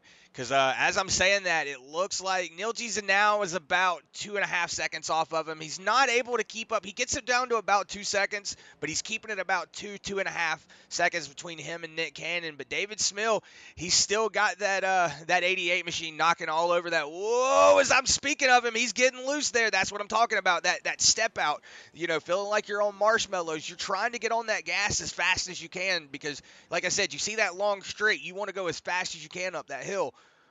but you know, you get on the gas I would just a say, touch too early.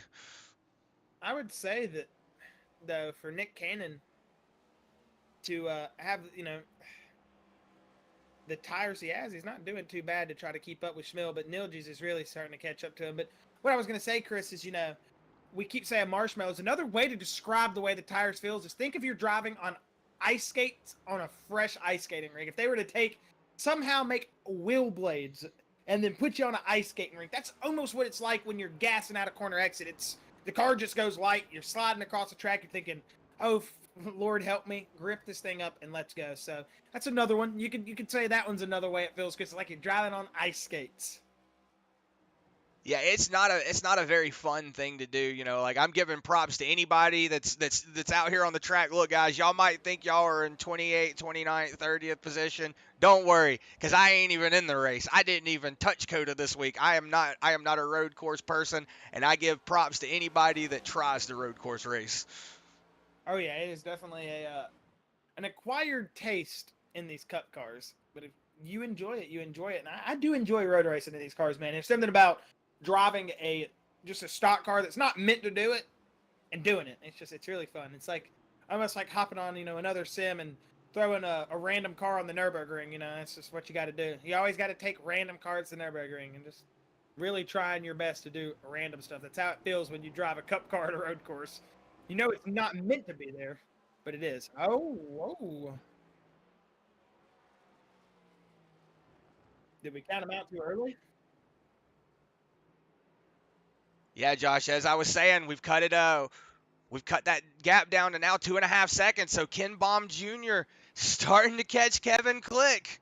Maybe Kevin Click We don't starting to know. have a little Kevin bit of fall Click could off. have possibly had a moment. I mean, he could have had like a wobble coming on corner exit or something. We didn't really get to see all that, so Yeah, it's not like we have 30 camera guys around the track actually, so we can't get notified of that. So yeah, don't see any bobbles or anything from him in the time in the ticker. So maybe just having some slow corner exits, not having the good drive outs. Just not having the best. Broderick just passed David Smith Jr. No, he didn't. What is going on with my live timing? I do apologize about that again. I don't know why my live timing keeps messing up, Chris. It might have been. I went to a lap car, so it might have.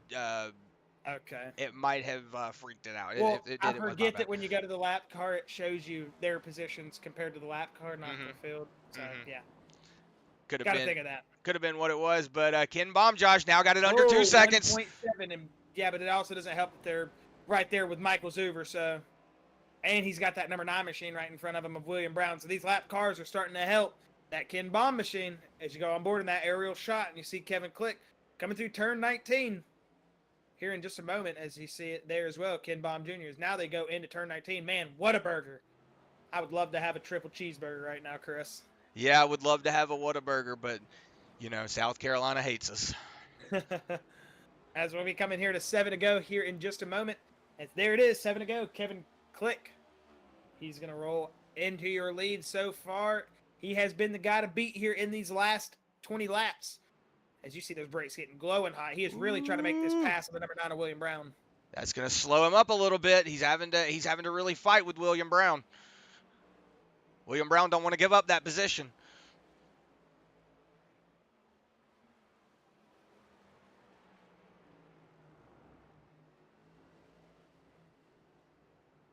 As now it's got about a second and a half gap between them.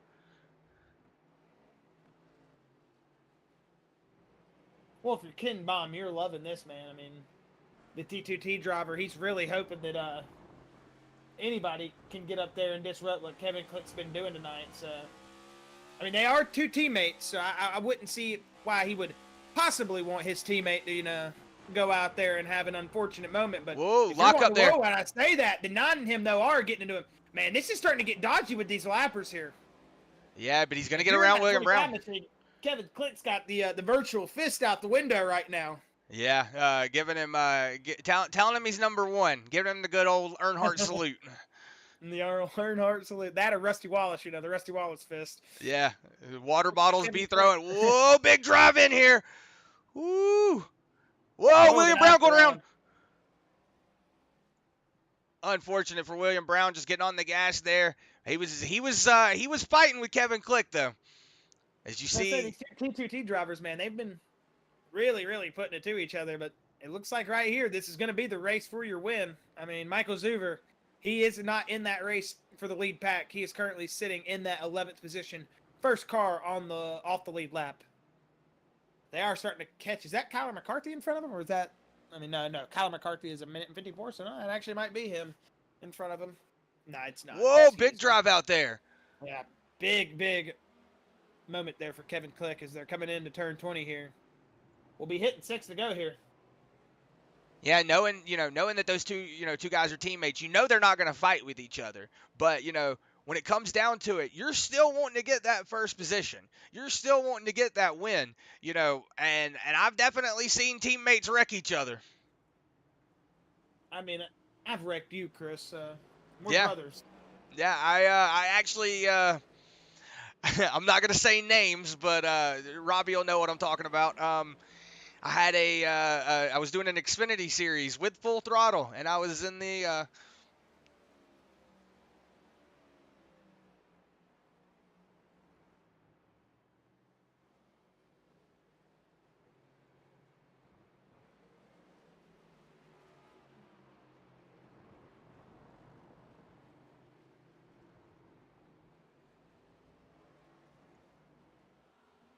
oh, sorry, had a mic issue there. But anyway, I don't remember what I was talking about. But as we're watching it here, Ken Baum Jr. starting to really get up on that back bumper of Kevin Click. Ooh, it's starting to get really dicey here. He's going to see if he's going to maybe put a move on him.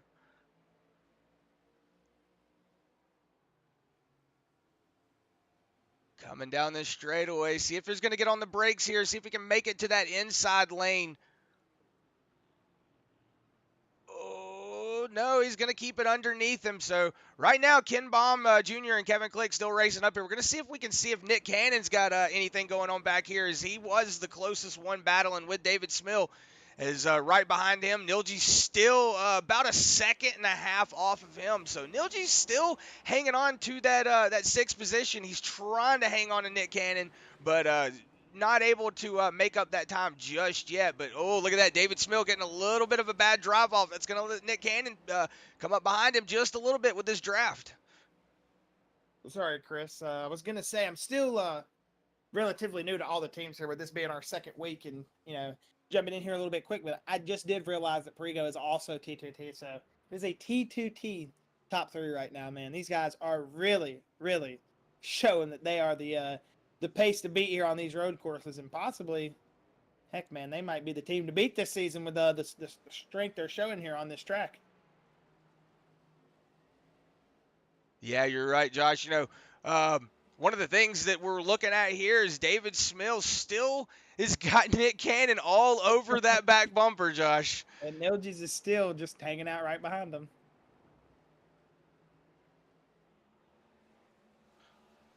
Yeah, Nilji's still hanging out right behind him. Now about, 1-2 tenths off of him? Yeah, he's about a second now. So Nilji's starting to slowly catch Nick Cannon.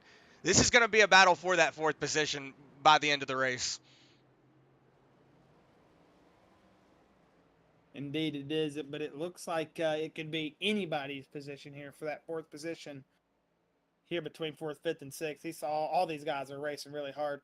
And it could be some contact, Chris. I mean, they are racing really hard. Look at Cannon diving it to the inside there. And I say that Nick 27 had to drive it really far outside. Yeah, David Smill having to drive really far to the outside, but he's going to keep it underneath him. Let's see if he can keep this position. Now it looks like Nick Cannon going to make it around him. Let's see if he can hang on through the S's. Through the S's, they're going to go in that train formation, as you see them all lined up. It looks like Lucas Nilges, though, he might be in a position, Chris, he could capitalize here with 5 to go. Yeah, like we were saying, maybe he was just, kind of not running his stuff out. Nick Cannon and David Smill, they have been pretty much fighting since they came out of pit lane. So, that's allowed Nilges to really just hang on to what he's got. He doesn't have to really run his equipment in the ground. So he's, Looks like 5 he might left. make it past Whoa! Nilges to the inside. Yeah, Nilges to the inside. And he's going to make it stick on David Smill Jr. So your top So a 5 pass position. here for that number 3. Yeah, so into that top 5 is Nilges. He's going to get around David Smill Jr. So see, Robbie Vice is going to let everybody get by. He went really wide. Going back up here on front with Kevin Click. You see Ken Baum still a second behind him. Man, like you were saying, Josh, these T2T guys, they've really just locked up the top 3 and said, hey, guys, we're just going to walk away with this. See y'all later. Hey, it's one thing when you got one driver on the team taking points, but when you got 3 drivers on the team taking major points like that, it's got to be a good feeling. I mean, really got to be a great feeling. Really good feeling, yes.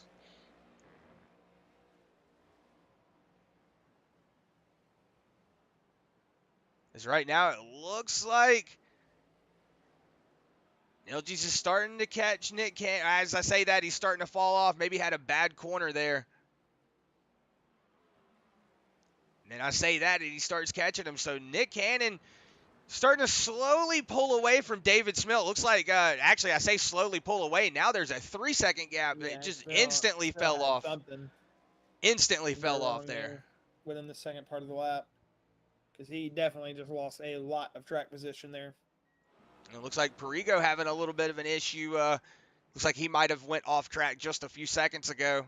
He's got that number 9 machine battling behind him of William Brown. You saw him, William Brown, not wanting to give up that position to, or even though he was in lap, or he was the lap traffic, he wasn't wanting to give the position up to the leader.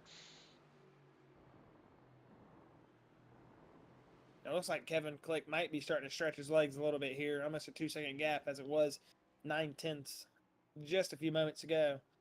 So there is 3.5 to go here. We'll hit the 3 to go strike this next time by. So it's really starting to get into that final. If you've got it left, you might as well give it all you got. But if you don't, you might as well hold on and just hope you can hold on for a good position. But right now, it's looking like wherever you're at, if you're a T2T fan, you're loving what you're seeing right now. Kevin Click in first, Ken Baum second, and Brett Perigo in third. But going back on board here with that Lucas Nilges car, in that 5th position, as it looks like he's trying to take another run here at Nick Cannon. Yeah, I was about to say the same thing, Josh. It looks like Nilges trying to put the pressure on the back of Nick Cannon, trying to get around him. Oh, as we say it, you see him get a little loose there coming out of. It looks like on some of the corner exits, Chris, he's just getting over ambitious. He's really starting to, from that camera angle, it looked like Fitz and Nilges were about to make some massive contact. Yeah, it like did. They, definitely blended a lot easier than what it seemed like. Whoa! Big jump, and over! Around goes Nick Cannon! He's going to jump the inner rumble strip. It's going to get the car unsettled. And, it's going to let Schmill back by, too. Schmill almost rear-ended him, but good awareness by that 27 machine. But unfortunate for Nick Cannon. He's going to fall back to 6th position. Could have finished 4th here tonight. But man, a lot of hard work just gone away over one little subtle mistake. But we are at the 3 to go mark as Kevin Click and Ken Baum have already taken the 3 to go. As we'll ride on board here with just a moment for Nick Cannon. You see him. Oh, yeah, you see how he hit the saucer curb, and it really brought the left sides up.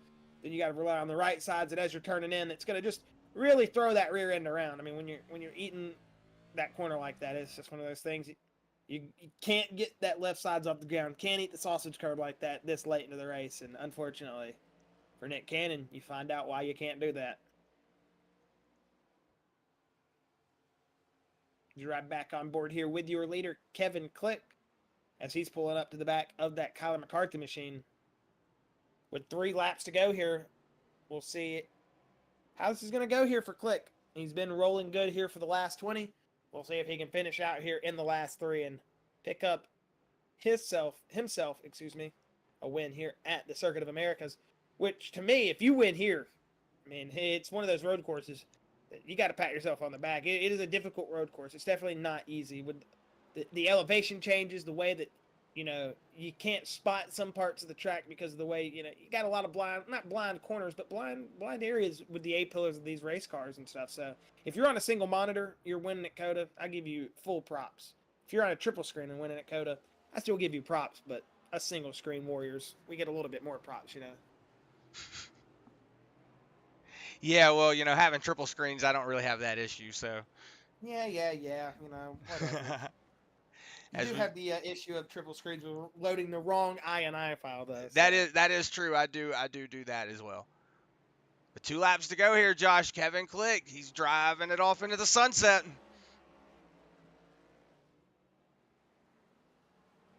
Yeah, he indeed is starting to get a little bit more burden in him, Chris. As Ken Baum Jr. is now 2 seconds back, as we will be coming to 1 to go this next time by. But through the S's, Kevin Click still looks like he is trying to hold himself out there in the lead and bring home, like we said, a win for the T2T team, which who holds the top 3 positions right now. So if the podium stands the way the field is right now, it'll be Kevin Click, Ken Baum Jr., and Brett Perigo all bringing it home for the T2T guys. All 3 podium positions. That'll be one heck of a night there for the team. There is the celebration, you know. Yeah, especially in the points. That's going to look really good. And they do got a lot more drivers still up there. I mean, Jimmy Barr, he's running in 9th. That's still really good points. Or, excuse me, got to throat tickle right quick. Jimmy Barr is in 12th position. It shows Jimmy Barr in 9th for me. My SDK might be goofy then, yeah, I don't know. Yeah, but right now, Kevin Click getting ready to bring it home.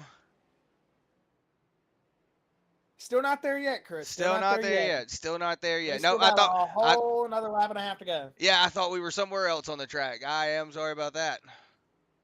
I mean, it is easy to get lost sometimes here in the cameras. With all the rumble strips looking the exact same, the track, just pretty much looks the exact same everywhere. I mean, it can be easy to get lost here in certain cameras. As coming through turn 17 and 18, you'll see Ken Baum Jr. 2.3 tenths back from Kevin Click. As Kevin Click will come around turn 20 here. And he will see the white flag here in just a moment. As you see the flagman there on the left, giving it his best flag wave. It's 2 white flags. He's feeling real special there. He got 2 white flags. So Kevin Click going to run it up the hill and into turn 1 for the last time tonight. We'll see if he can hold this 25 Ford Mustang on and bring it home for a race win here tonight at COTA.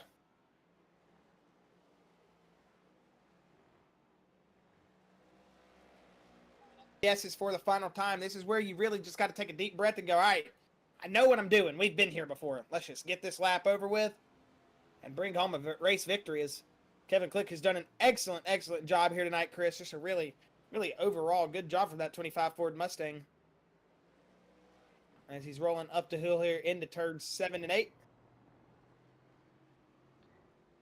Yeah, Josh, he has been it has been a really good drive here from that 25 machine. He's really shown that he knows what he's doing, especially Ken Baum Jr. I'm not going to discredit him or his other teammate Brett Pierre. They've been doing really good here today. These 3 guys have shown that they know the road courses better than the rest.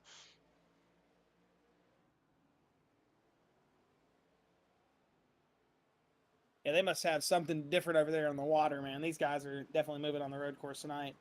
But Kevin Click going to bring it down into turn 12. We'll see if he can hold on here for this second half of the track. Ken Baum Jr. is just 2 seconds flat back. So if anything was to happen here with Kevin Click, this could be very dicey here coming to the finish. So this race for sure isn't over, but you would like to think that way. It's coming through turn 15 into 16 and 17. Whoa, we got another car back around back there, but that looked like it was just a lapper. We'll stay on pace here with the Kevin Click as coming through his turn 17, 18, and into 19 for the last time tonight. As he's going to roll it smooth and down into turn 20. All he's got to do is make it right here through turn 20, and he will be your race winner. And it looks like he is going to do that, getting the gas down, seeing the checkered flag. Kevin Click in the number 25 Ford Mustang.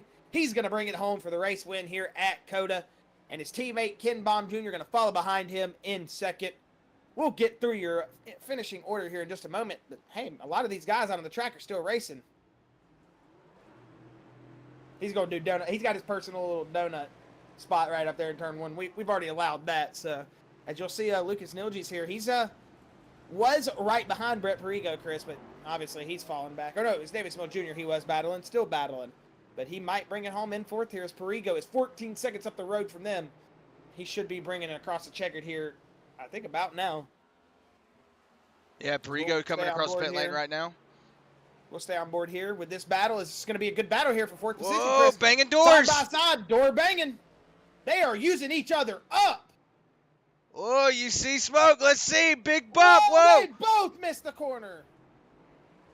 Oh, 70, 27 around. The three got him. Wow, that was look at David Schmidt Jr. Backing it up. Doing his best Kyle Busch impersonation. Still only lost a position for that, so I actually think he might have lost two. Nick Cannon might have got Nick Cannon got around both of them. He finished fourth. Oh, And okay. here comes Carson Pittman to finish in the 7th position. He's going to get a little bit wobbly, but he's still going to make it stick. Right on board with Kip Easley here in that 8th position. Going to bring it home in 8th. As long as he manages to stay put, he'll have a good top 10 finish here.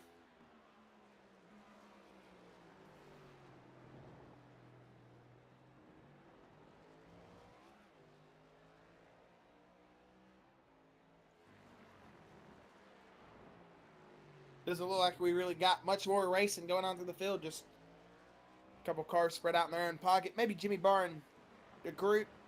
No, actually, they're both 2 seconds off of each other. Realize that. No, they're right there racing each other. We do got a race here. Tommy just was reared, and it looks like DeGroot's going to get him. He did. DeGroot got him. Good little race there off of turn 20. You see Kyler McCarthy. He's just chilling now. You hear how he's not even really getting back on the gas. He's just kind of cruising.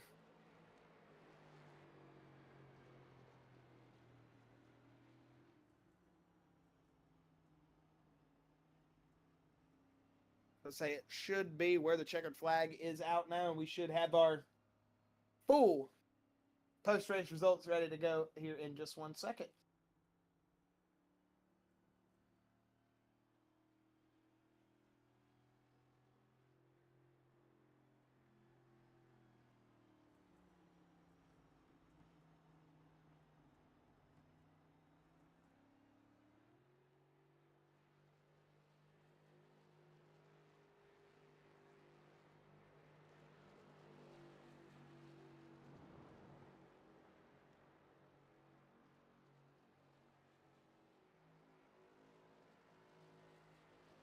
All right, Josh, and that is going to be it. The results are in. We're going to have Kevin Click is going to be your winner. Ken Baum Jr. going to take that 2nd position. Brett Piergo in 3rd. Nick Cannon in 4th. As we saw Lucas Nilges and David Smill battling it out there at that very end. Nilges going to take that 5th position away from Smill. Carson Pittman going to be in 7th. Kip Easley 8th. Ryan Broderick 9th. Dylan Hastings in 10th position. Don DeGroot in 11th, Jimmy Barr 12th, Kyler McCarthy in that 13th position, Michael Zuber 14th, Tyler Isley 15th, Jeremy Zafaros in 16th, Matthew Fitz 17th, Jaden Bigeman in that 17th position. Gonna have Brick Swope in that 19th position, Steve Stripmatter in 20th, William Brown in 21st, William Hobart 22nd, Chris Lynn 23rd, Brian Pressler 24th, Robbie Bice 25th, George Wood 26th, Bill Hayes 27th, Andrew May 28th, Chad Engel 29th, Charles Gurick 30th, 31st Shane Weldon Sr., 32nd Adam Taylor, Stan Maryberry in that 34th position, and Joshua Susi gonna round out that field in 34th.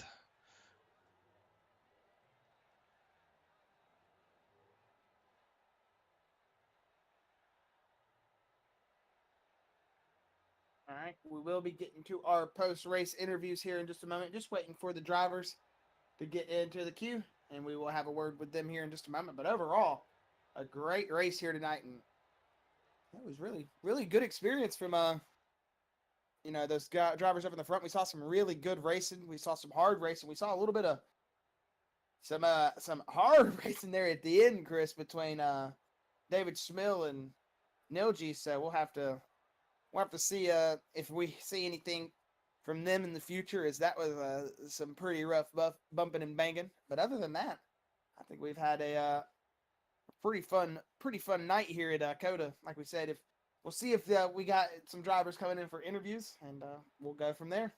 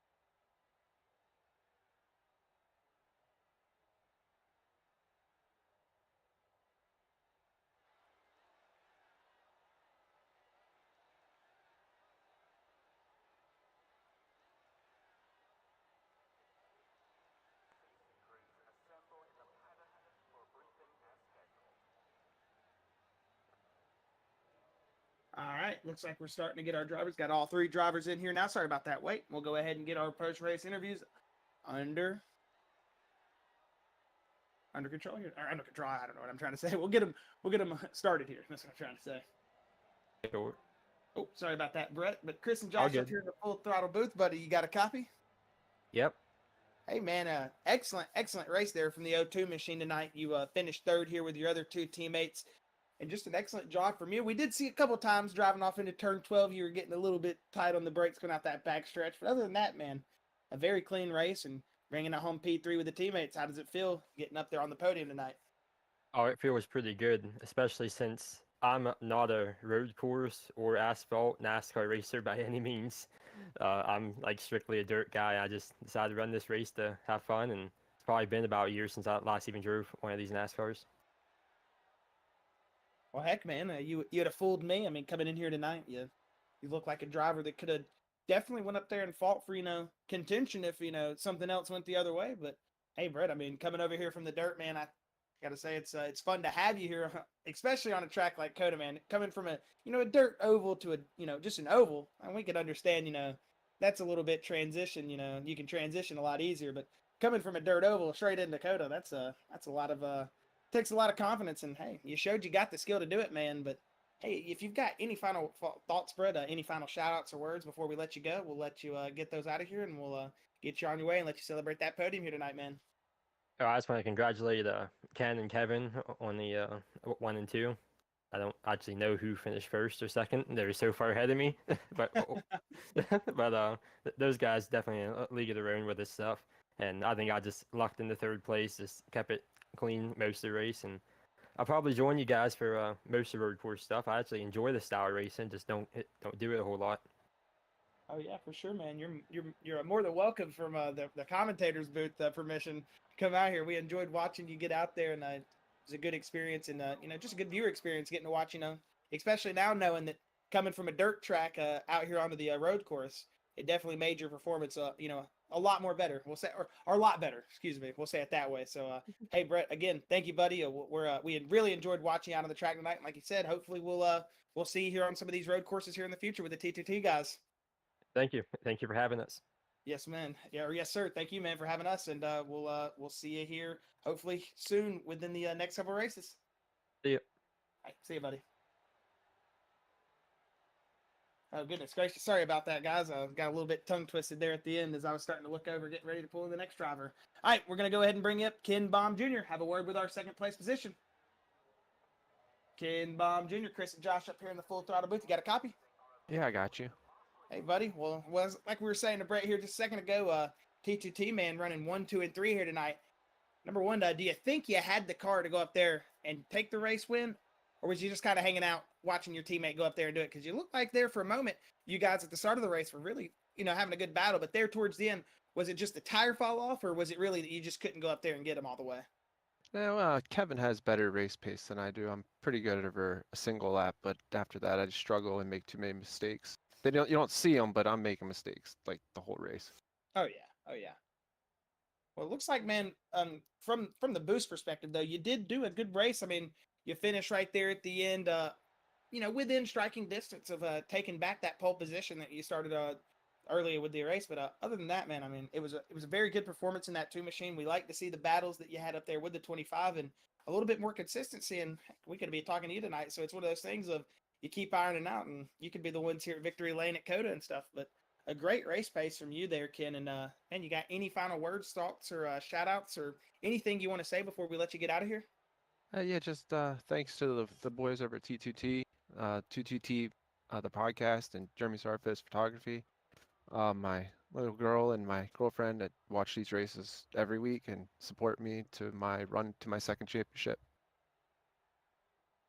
Heck yeah, man! It's all about the support, and hey, we're cheering for you up here in the booth as well on that championship run that you're going for. But Ken, again, thank you for having a time or a second with us up here in the booth, and hopefully we'll be talking to you here soon within the next couple of weeks. You will be. Thank you. Yes, sir. Like the confidence, man. Have a good night. Yep. Oh, you like that one, Chris? You will be. That's something that I would say, and then next week I would wreck out. I can have the confidence, but I don't got the driver skills like our boy Ken Baum Jr. there. But again, we're going to be bringing up Kevin Click, our last interview tonight, and have a word with our race winner. Kevin, Click, Chris, and Josh up here in the Full Throttle booth. You got a copy, buddy? Yeah, I got you guys. Hey, man, an excellent race from you tonight. You started in that P3 position, and that 25 Ford, once it looked like you started getting in that race pace, you put the head down and you really started digging. How'd the car feel for you tonight? Obviously, it felt great, but other than that, what was it like getting out there and racing with your teammate and finishing on that, all three of you guys finishing on that podium together? Yeah, it's awesome that we could get all three of us up there for Turn 2 Terribles and the Turn 2 Terribles podcast. And, it's fun having a team like this that we can run as hard as we do. Every day and during the week, we would post our quickest lap for the day pretty much and see who could one up each other. And Ken had me at the end of the week there. So I was lucky to get by him earlier in the race before the pit stop. And I don't know if he mentioned anything, but neither one of our tires felt quite right after the pit stop. So we were kind of hanging on a little bit there at the end. Shout out to both Ken and Brett for bringing it in second and third, and just had a lot of fun tonight. I don't know what it is about the heavy cars on a road course for me, but I've always kind of been really good the heavy cars and the high power machines on a road course. Oh yeah, Look forward to it next time. As I say, it's definitely an acquired taste, man. And sometimes you got those drivers like yourself that just excel at it. But we're really looking forward to seeing your performances more onto the road course tonight. It was definitely a good experience from the viewer's perspective and up in the booth. You put on a great show. All you guys over at T2T, got to give a big shout out to y'all. Put on one hell of a performance, and it was really enjoyable right there at the end to watch you guys all go for it. But Kevin, if you've got any final words, thoughts, shout outs, anything you want to get out before we let you go, you're more than welcome to go throw them out there, and we'll let you get on your way and celebrate this race win tonight. Yeah, just thanks to everybody at Turn 2 Terribles makes this possible. And got to thank everybody at Brent Marks Racing Sim Team as well.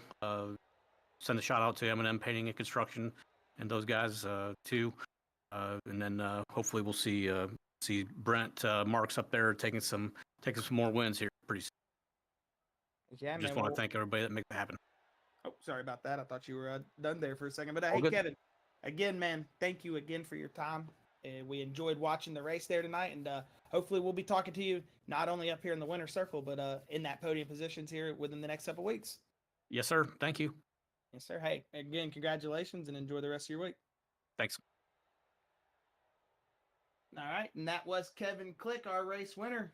Chris, do you have any final thoughts before we let the Full Throttle fans go here tonight? Yeah, just want to thank everybody for letting us be a part of this again. This has been a lot of fun. Trying to get used to talking again. I haven't been talking a lot, so I get tongue twisted a lot in the beginning of this, so I'm sorry about that. But hey, this has been a lot of fun. I'm glad that we were able to come to Coda tonight, but I'm so glad that it's over with because I cannot wait for next week. I can't wait till we get back to going on the asphalt where the ovals, excuse me. I cannot wait to get this done. This is going to be a lot of fun, and I just want to thank Robbie for letting us be a part of this and letting everything letting us have fun. Indeed. Well, again, Full Throttle fans, this has been Chris and Josh up here in the Full Throttle Sim Racing booth. We'll see you next week once we hit the ovals again, and me and Chris will be right back with you next Wednesday, talking in your ear. So enjoy the rest of your week, guys. We'll see you next Wednesday.